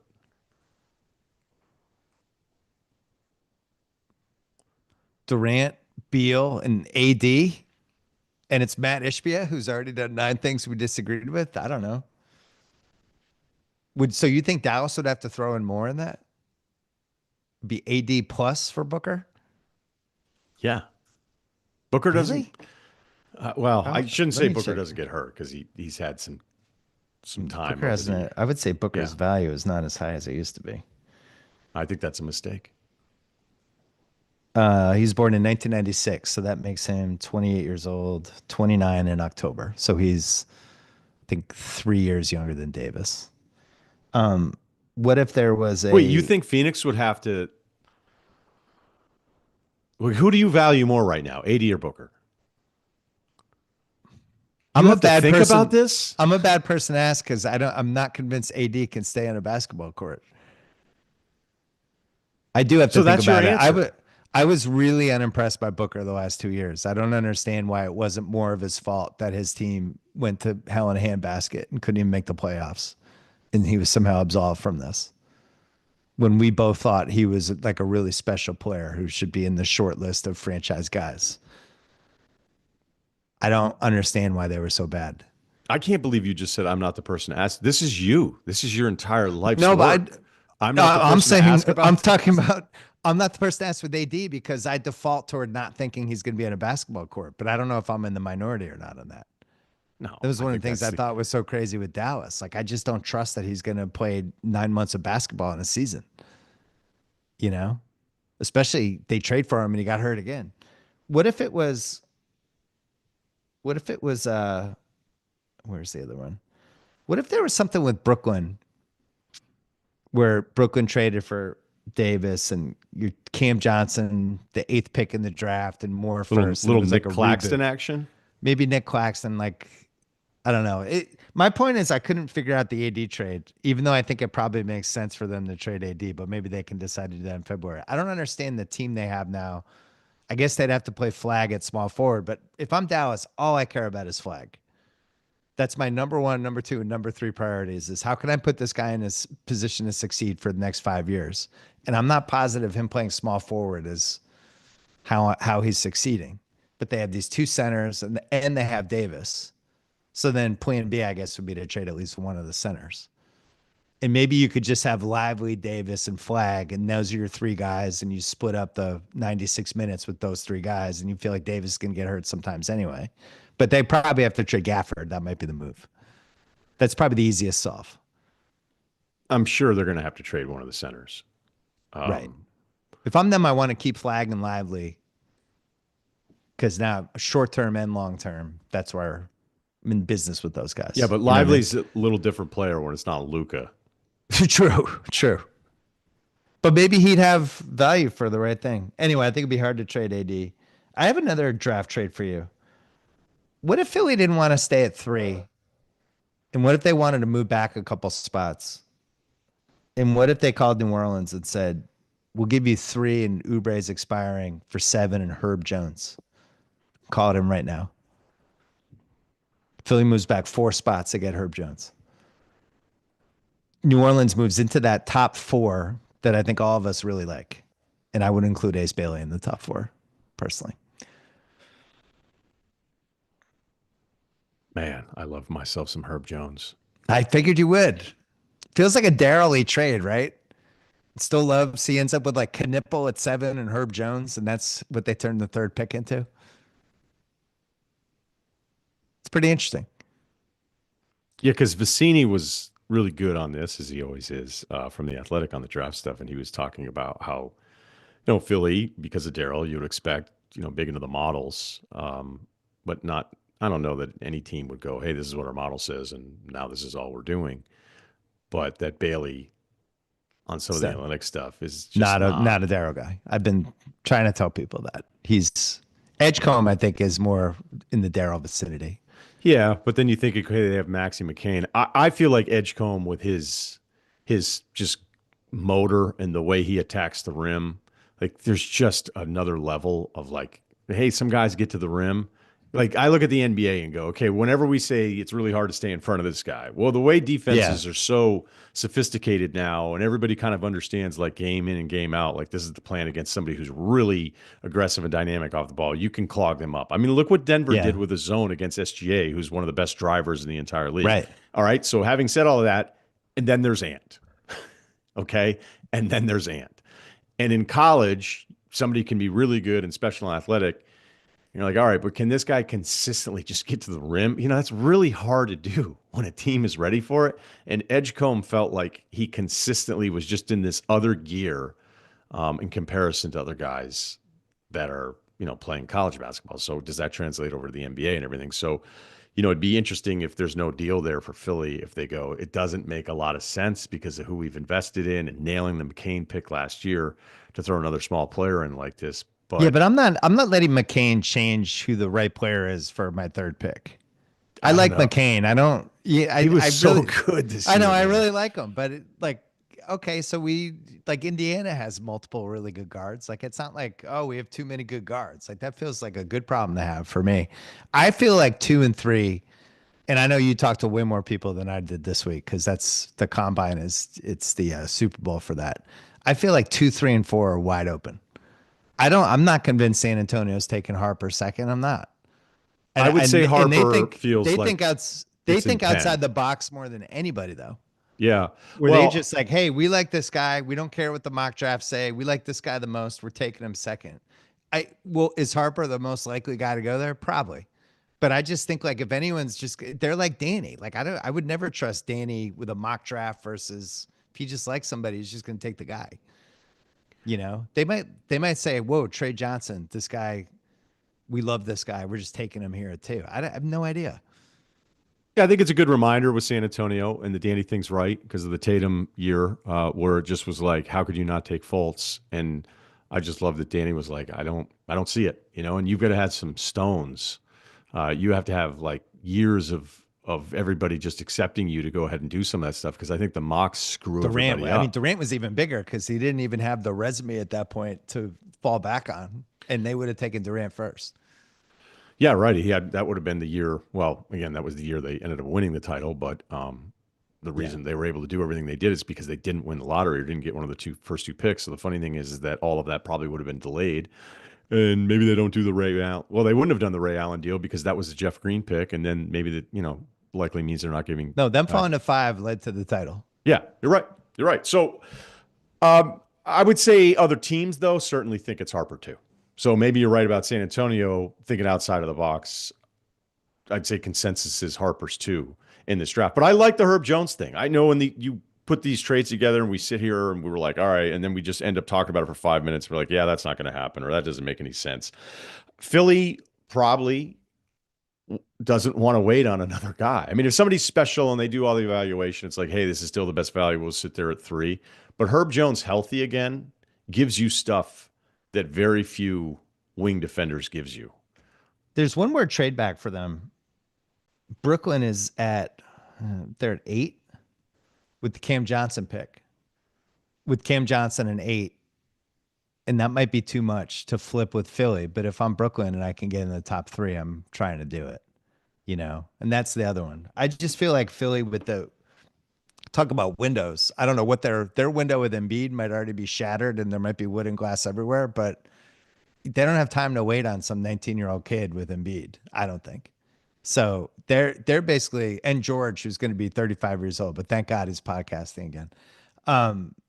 They need to move fast on turning this pick into people who can help them next year if they're actually trying to contend. Plus the East, like we talked about earlier, with Giannis leaving, the East potentially and Tatum being out, like the window's now.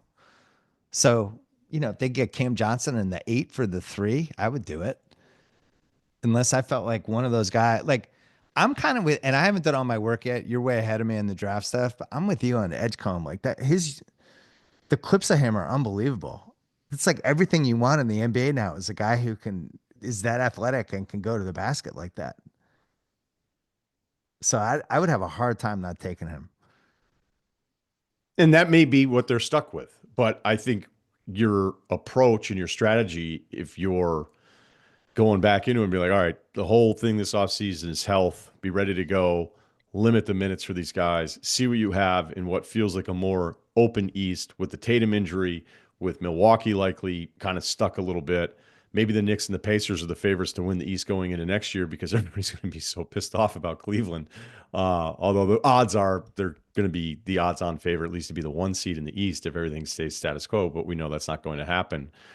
But even if they want to do all those things, I mean, if you start looking at going, okay, is this a veteran that actually helps us, or is it just a veteran? Right. Those are like, I don't know if John Collins, like, yeah, this makes sense. Same timeline. Speaking of John Collins, we got to take one more break for the podcast. We'll keep going on YouTube. John Collins was in one of my get the Celtics under the second apron trades. Yeah, weren't expecting that, were you? Porzingis for John Collins just saves the Celtics 4.1 million. And Utah thought they were getting Porzingis a couple years ago, and then he had a chance to go to Boston, and he did that instead. So they've always liked him. It's interesting. There's 4 million. Hauser to Detroit, just trading him there, that would save another 10. Holiday to Memphis for Conchar and Pippen. They're not going to give you Pippen. I think Pippen's good. All right. I was trying to steal him. Holiday to Memphis for Conchar. Maybe it's just, maybe that's a trade. How long would you wait after they said no to Conchar Pippen before you called back and asked for just Conchar? You'd have to give it a few days. I'd call right? a second time for Pippen. No, I'd keep trying for Pippen first. I love Pippen. Holiday to Detroit for Fontecchio, I thought was the most interesting because that actually makes sense to me for Detroit. That's the exact type of guy they need for the team they have with Ivy coming back in that Schroeder spot with all the other stuff they're probably going to want to do in the East. And the fact that they're not going to be able to sign a free agent. And I don't know, maybe that's one too. That would save the Celtics 24 million. I feel bad trying to trade Drew Holiday because I love Drew Holiday, but if the assignment is you have to shave 20 million, he's the most logical candidate. But if you're Detroit, I mean, they're going to see the same thing that we've been talking about here, being like, how much does he cost in the last year? 3 years from now, 37 million. And at that point, Cade's making his massive contract, which is the highest version of it because of the escalator. You've got to, at that point, figure out what you're paying Ivy, Duran, and Sar. So that feels like one of those deals. And now maybe they go, hey, by that point, Tobias is expiring, which I would imagine. Yeah, Holland, I'm assuming that they think Holland's going to grab some of those minutes. The thing with Memphis is just, I think some of these smaller market teams do not lure free agents as we've seen for the last 4 decades. And the best way for them to add an impact veteran is to trade for one that's under contract. And that's a possibility for them. But anyway, it's a tall task. Can I give you my list of we should have won the title Celtics seasons? My top 4. Do you think 25 is on the list? I'm just giving you a top 4.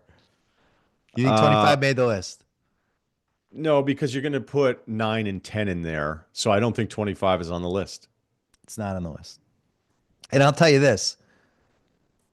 Game 4 was, they lost before Tatum went down. They were down 9.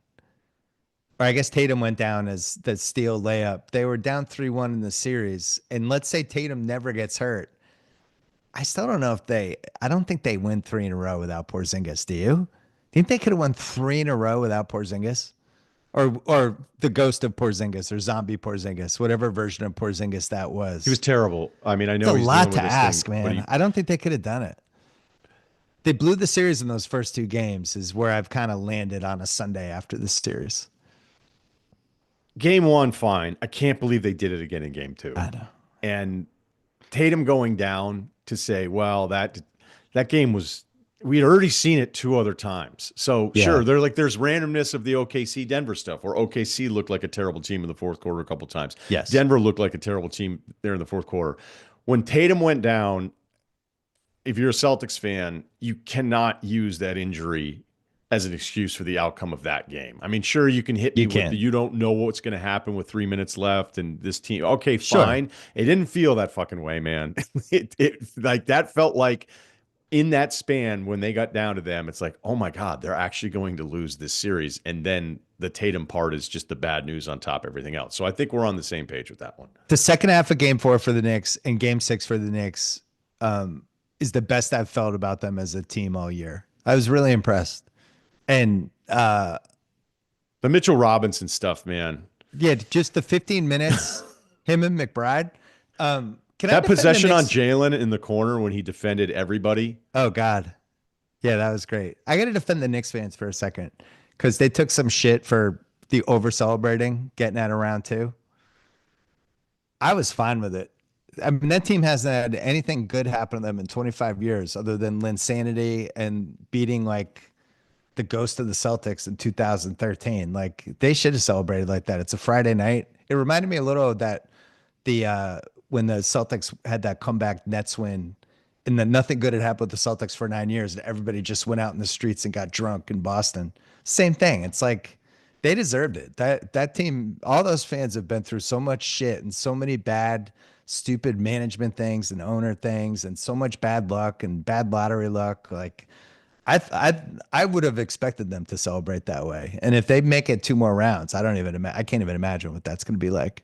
But both of us know a ton of Knicks fans. I was happy for a lot of people, even though it was at the expense of my team. Is that true? I thought it was a pretty cool story. Is any of this true, or is this just like No, it is. I feel the Knicks, there's some Red Sox parallels.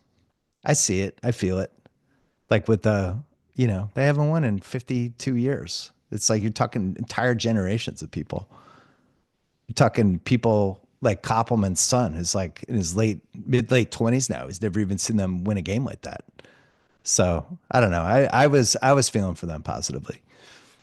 I loved watching them play last year. I know I've mentioned that Philly Knicks series for an early round series It was last year is like fantastic. one of my Yeah. favorite series of the last few years and the intensity of it all.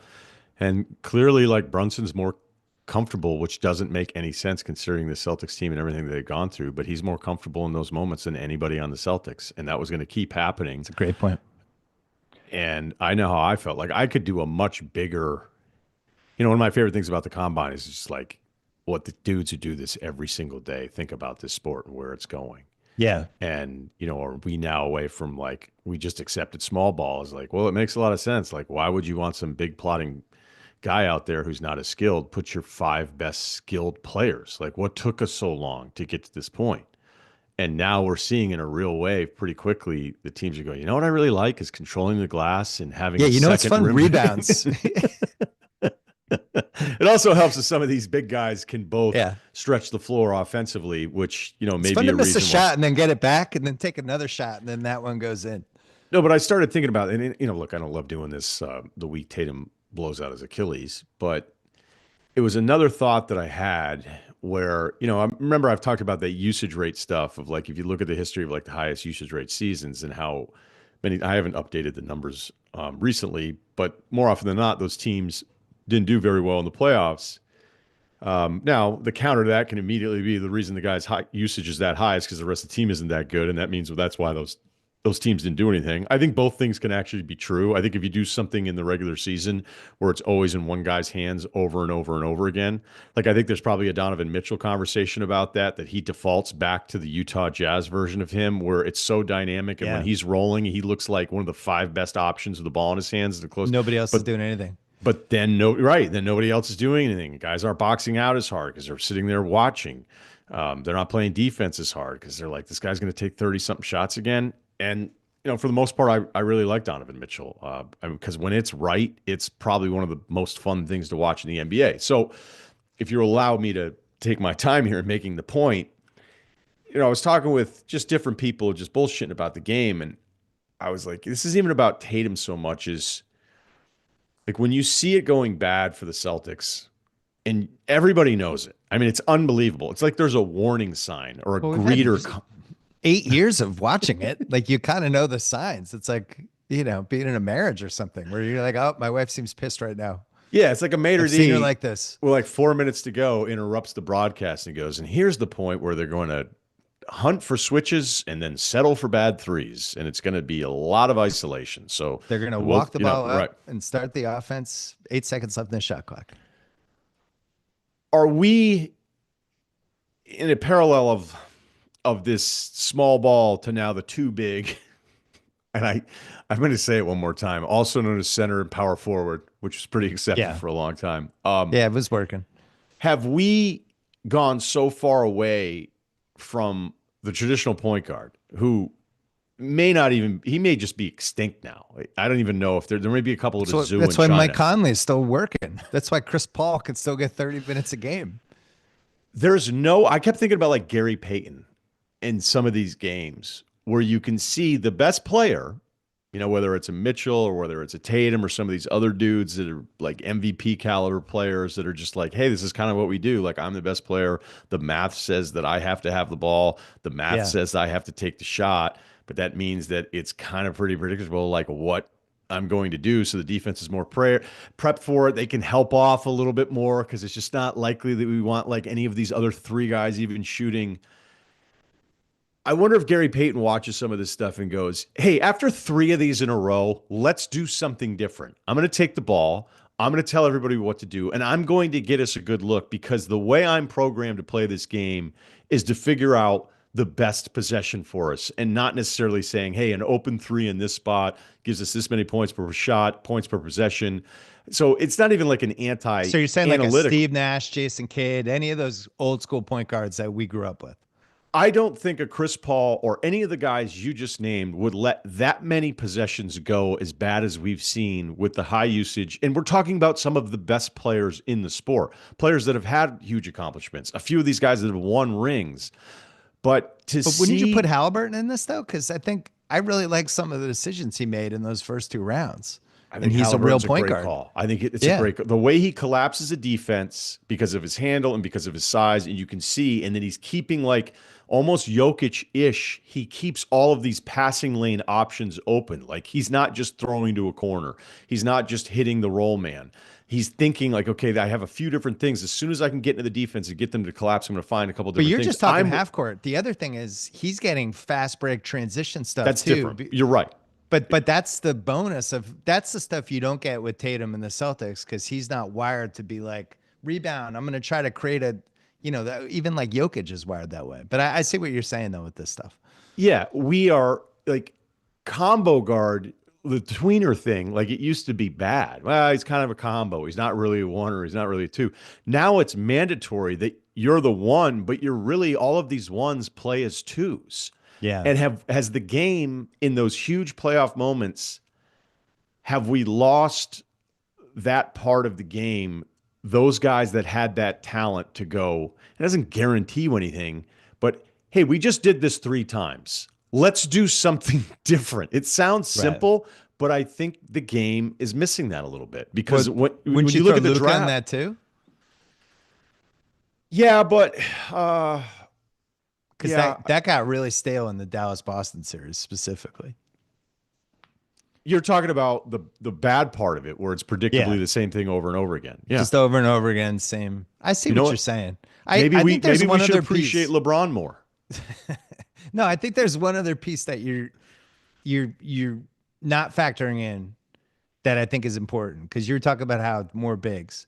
We also have more bigs now that can play this style, and I think that took like 12 years to shift. Totally right. Because remember, like those 2012-13 bigs. I always think we talked about Brandon Bass and the 2012 Eastern Conference Finals, like this type of forward that just no longer exists, or Big Baby Davis, or like the PJ Brown. Those guys are all gone.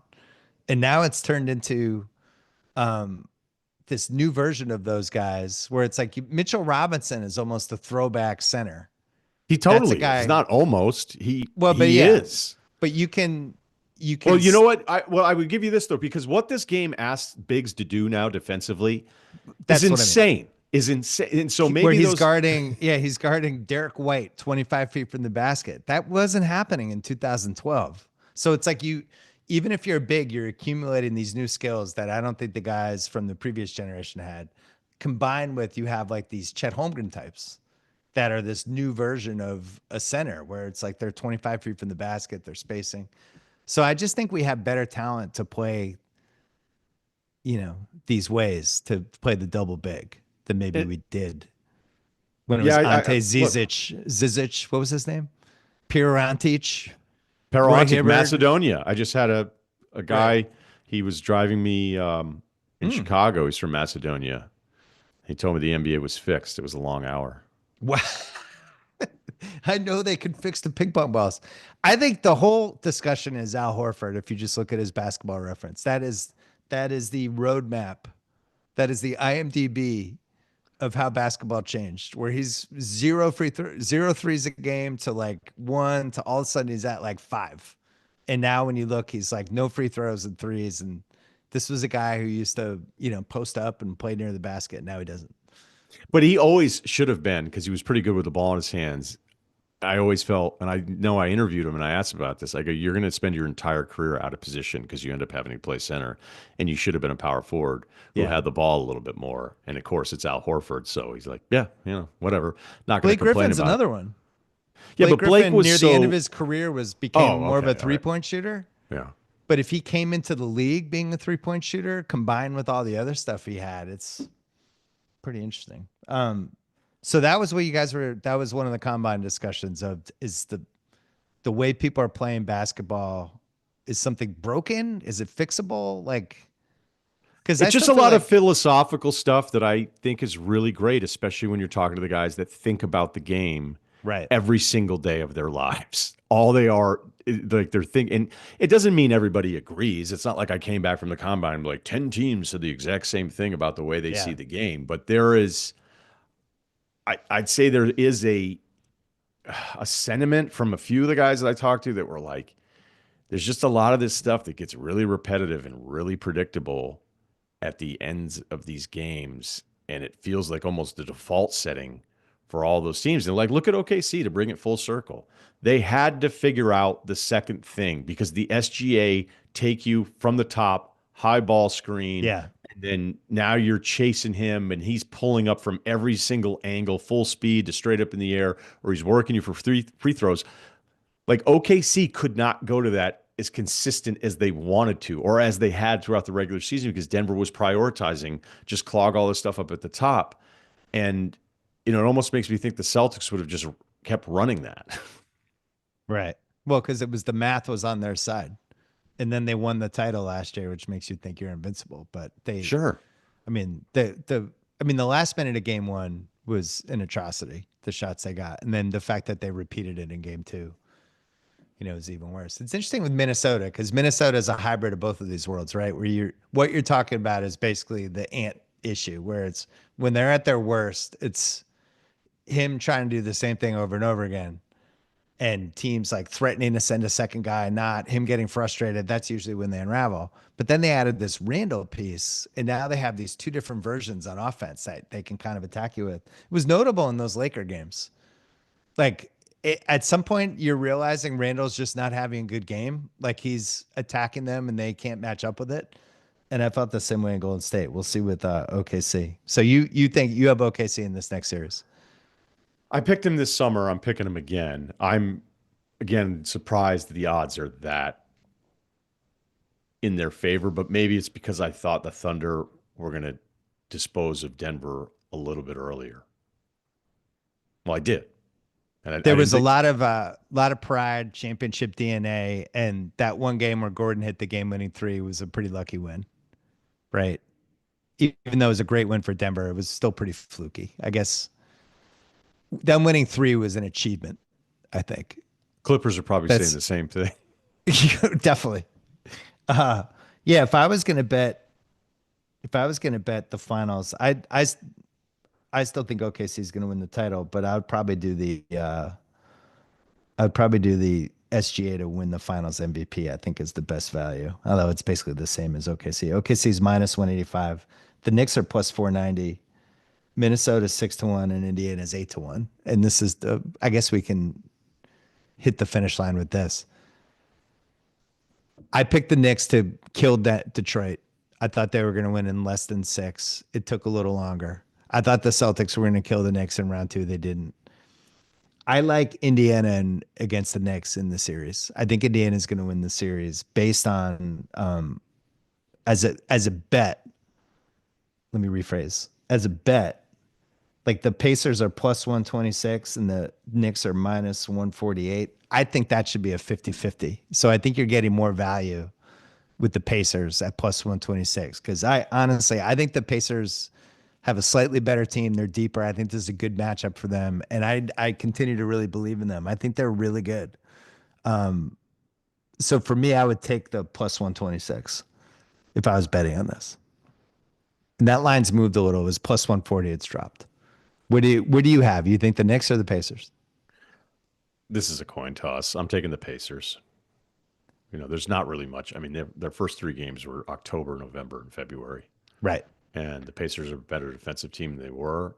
And, here were two teams I thought had a lot of similarities in that, man, I like them and I like their top level scoring, but are you really weak at point guard defensively, and then you're really weak at the rim defensively? So I felt like they kind of emulated each other, even though the Pacers, as we've mentioned numerous times, a big reason why this has happened in this turnaround is that they're able to get stops now in ways that you just didn't expect. Like Right. we always knew they were going to score. It was like that team is not going to get they're not going to get multiple high level stops when they need to get them. So now when I look at these two things, I mean, I can understand the Knicks side of this in the argument. And I would throw in a little thing about the Knicks fans, though. Everything you said, totally fine. And look, this is kind of what this is now. Get a bunch of dudes together, do crazy shit, film it. I mean, we've got this generation throwing stuff at strangers in Target and posting it. So, like, this is not new, and it isn't any different than anybody who was young at some point when it's like, would I do this by myself? Nope. But would I do it if there were 50 of us? Yep, probably would. But leave Ryan Windhorst the fuck alone, okay? Yeah. Just leave Windhorst alone. And Chuck D, again, a legend. We don't need him tweeting Windhorst, which may be his worst bar of all time. I mean, Chuck D is like unimpeachable for just a million reasons and how awesome he was. But maybe it was, look, he's a Knicks fan. The Knicks fans get so upset at Windhorst, and it's like, dude, I don't understand that. It'd be People are tough. just we're here to give our opinions on what we're watching. Right. And here's the thing, Windhorst is like, of all the good guys out there, leave Windhorst alone, okay? I vote for leaving a lot of people alone, but yeah, that was unfortunate. I agree with you. I'm glad you said that. I have one thing to say because I was too positive about the Knicks. So I'm just going to put my sports hate. This is an actual hate. I really grew to hate Karl Anthony Towns by the end of that series. I wasn't a huge fan to begin with. I'm just talking. Oh my God. I'm just talking sports hate, irrational. I'm a Celtics fan. Just you end up not liking certain people on the other team. By the end of game 6, I was just like, oh my God, I can't wait for some team to expose him. He just drove me fucking crazy. Especially when they go up 15-20 and then he starts like, punishing Al Horford. I was like, oh, he drives me crazy. I hated rooting against him. Well, you get to do it again. Well, I haven't decided what I'm betting, but I'm leaning toward Pacers. But to me, this is a no-lose series because it's going to be super fun either way.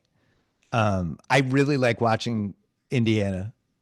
I think they've been a revelation, and people just continue to underrate them for some reason, which I don't really understand. Now the Cleveland thing, it's like, oh, they have Mobley and Garland, and I thought they broke Cleveland by game 5. I really did. I thought Cleveland like melted. The fact that they got down that big on the road, and you're thinking most teams go, whatever. Like, all right, they're all hyped. Yeah. They get it through. We're going home. We still have 2 more chances. And then they come back and then they just close it. The way they close that game, that is one of the most impressive things any team has done in any game during this postseason. Yeah. And it was the whole Cavs team too. I also think they have the right level of feistiness that you actually need in MSG, which I'm not positive the Celtics had at certain points in that Knicks series. There was a couple of points where Jaylen Brown stood up to Josh Hart, but I think the Knicks, you got Neesmith, they're an aggro you got team. Mathurin. Yeah. Turner mixes it up with you. Yeah, Halliburton talks shit. Like Nemhard. I'm just telling Knicks fans right now, be prepared for Nemhart to drive into OG. Maybe it'll be Josh Hart, but it'll be one of the perimeter guys. It'll be McHale, OG, or Hart, where you're going to think that Knicks player after that collision, who will get called for the foul, and Nemhart will get the and one. But Nemhart, it is like a crash test dummy level of impact. It could be organ damage. So if a guy is out, just internal organ damage, right. Game 4, questionable or whatever, there's going to be a Nemhart collision where he gets going, where again, I just think most people just kind of watch their team. The number of games where I've watched Nemhart do that, where I've and then he gets the call. Look, there's going to be a really rough Brunson night in there for Pacers fans where you're going to go, this is happening all the time. Like, yeah, Yeah, it is.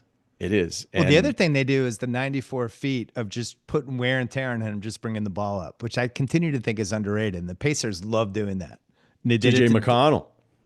they love it. They want to just wear you down. They want to put miles on you during the game, dumb miles that don't matter in the big scheme of things. But that's how they're wired. They come, come, come, come. I think they're really good. And that there's a Crazy. moment here for either Brunson or Halliburton. Right. Brunson, if they make the finals, you're moving into this completely different territory in the city. And he might already be there, but you bring that team to the finals with some of the late game stuff that he's did and just how likable and fucking awesome of a guy he is. Just making the finals, you could dine off that for the next 50 years, much less winning. I mean, now they have a real chance to win. But Halliburton, who I didn't even vote for All NBA, who was in that overrated poll, he I think was that's the because guy people that won can't it. stand him though. Yeah, Like and he's going to he's been a bother pretty you. Right. polarizing guy. Didn't play in the dream team, all that stuff. And I think he's been awesome in these playoffs. I've been really impressed, and he has a chance, to really put himself on the map here because he's the best guy in that team. So there's big stakes there. The stakes in the other battle is easier because if Minnesota beats OKC, now we're moving toward this. Edwards might be actually ready. Like that's I'm not ready to. We'll talk about that in a week, but like Edwards going through this gauntlet and all the fucking dudes OKC has that they'll be able to throw at him for 7 games. If he gets through that, this is like we might be ready to have the combo. Like, is it time? Yeah, because the other side of the Knicks thing first, and you're right about everything you said, is I just keep thinking of Miles Turner and then the Thomas Bryant minutes where Carlisle must just be like, oh, I can't believe it. Can't believe this is what I've got to do. And it's like, okay, if the Knicks front line beat up on the Celtics front line, because Porzingis at the whatever point, and I knew what Missoula, it seemed like Missoula was hoping, like, can this just wake up, right? Can it wake up at some point? It Yeah. never happened. They benched him in that second half of that game because they said he couldn't breathe. But I mean, he was that bad. But you still had Cornette, you still had Horford out there battling. Like maybe the Knicks, maybe this becomes more of a Cat thing.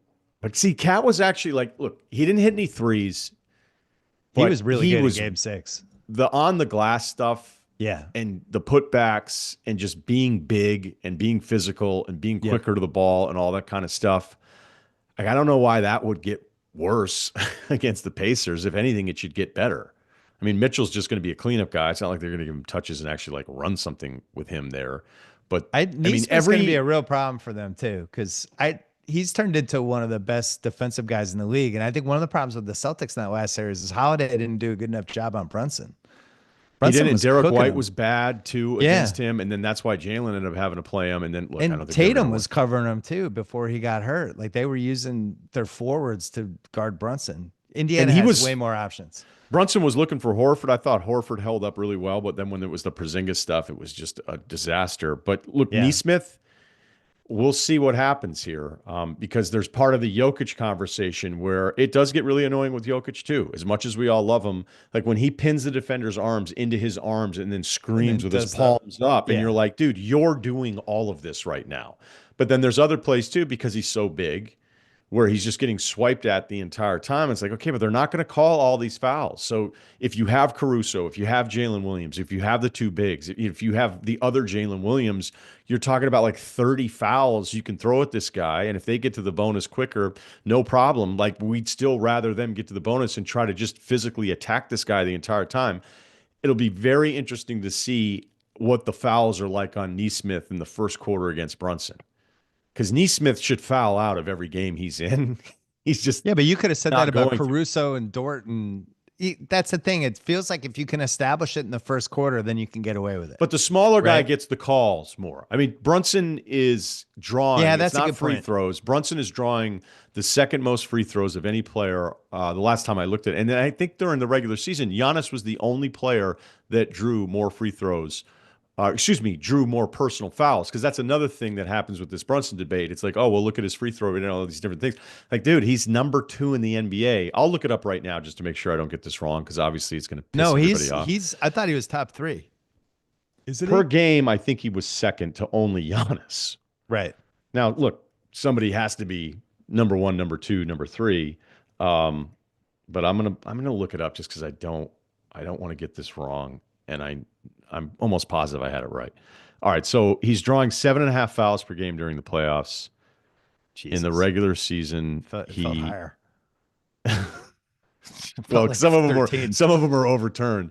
Um, yeah. So like, Giannis was number one at 7.5 during the regular season. Brunson was number two. That's crazy. Well, if you're the Knicks, this couldn't have broke better. You get rid of Boston. You have Mitchell Robertson healthy, which I would have put the odds at like 5-1 in And OG, sort October. of. OG's at least out there. Um, and you look the best you've ever looked all season in game 6. So Those bridges makes in the start of the fourth quarter in yeah, game two. The other game, like those non-Brunson minutes to start the fourth quarter, letting Bridges cook, man, it's one of my favorite things about this because he has that in his game. we were Like calling for it unleash him. for half the season. Well, You the other were. thing is everyone on the team is the hungriest you can possibly be, which was reminiscent of the Celtics last year, right? There's a hunger level with them. Not that everybody else doesn't have it, but these are all of these guys at a really interesting points of their career that have this whole city behind them in this crazy way. It's going to be a tall task for Indiana. I think Indiana's slightly better than them. I don't think that's going to mean it's going to win. They're going to win the series, but I think Indiana's really good. We'll see those threes when you're down 3-2 in a series, and they're home in Indiana in Game 6, and they need to hit some shots, and you miss a couple, and it ends up being like that Denver game where you're down 15 and you start doing the math like, oh God, we got to get going, and the sphincters start tightening. Flip side will be the Knicks, but anyway, good Final Four. I think this is it's weird, it's unconventional, but I like both of the matchups, so we'll see what happens. I didn't finish my list for you before we go. My four titles, my should have won titles. Number one, 1958. I Bill know. Russell sprained ankle. Bob Pettit, right? Number two, Bob Pettit. Number two, 2009, KG. Number three, 1982, Tiny Archibald shoulder. I still think we win. When I talked to Tibbs about the 2009 team, I was in a room with him Yeah, and we started talking about 2009. I think it moved. really. He was that excited. Number four, 1973, What Havlicek happened? sprained shoulder. Separated shoulder in the next series. The three we shouldn't have won: 1969, 1976, 1981. So we're +1. But I wouldn't put 25. I thought this team had a chance, but I'm not That's going to the look other back thing, though. 40 years from now and be like, oh, we should have won that year. Like the team, But that's the what made. Porzingis thing was super weird. I don't think the Knicks fan base would have celebrated the same way if it wasn't the Boston, New York thing and the fact that, like, there was all of these matchup things that I thought were going to be a problem for New York. And even if they were, because it's the times when the Celtics had the lead, you're going, all right, this makes sense. This is what it was supposed to look like. And it's like, oh, okay. Brunson is so fired up in this Yeah. spot, and you guys are not. So, Russillo, good to see you. We'll be back next Sunday. You have your podcast Tuesday and Thursday. I look forward to talking more basketball with you. Thanks. yeah, let's talk hoops.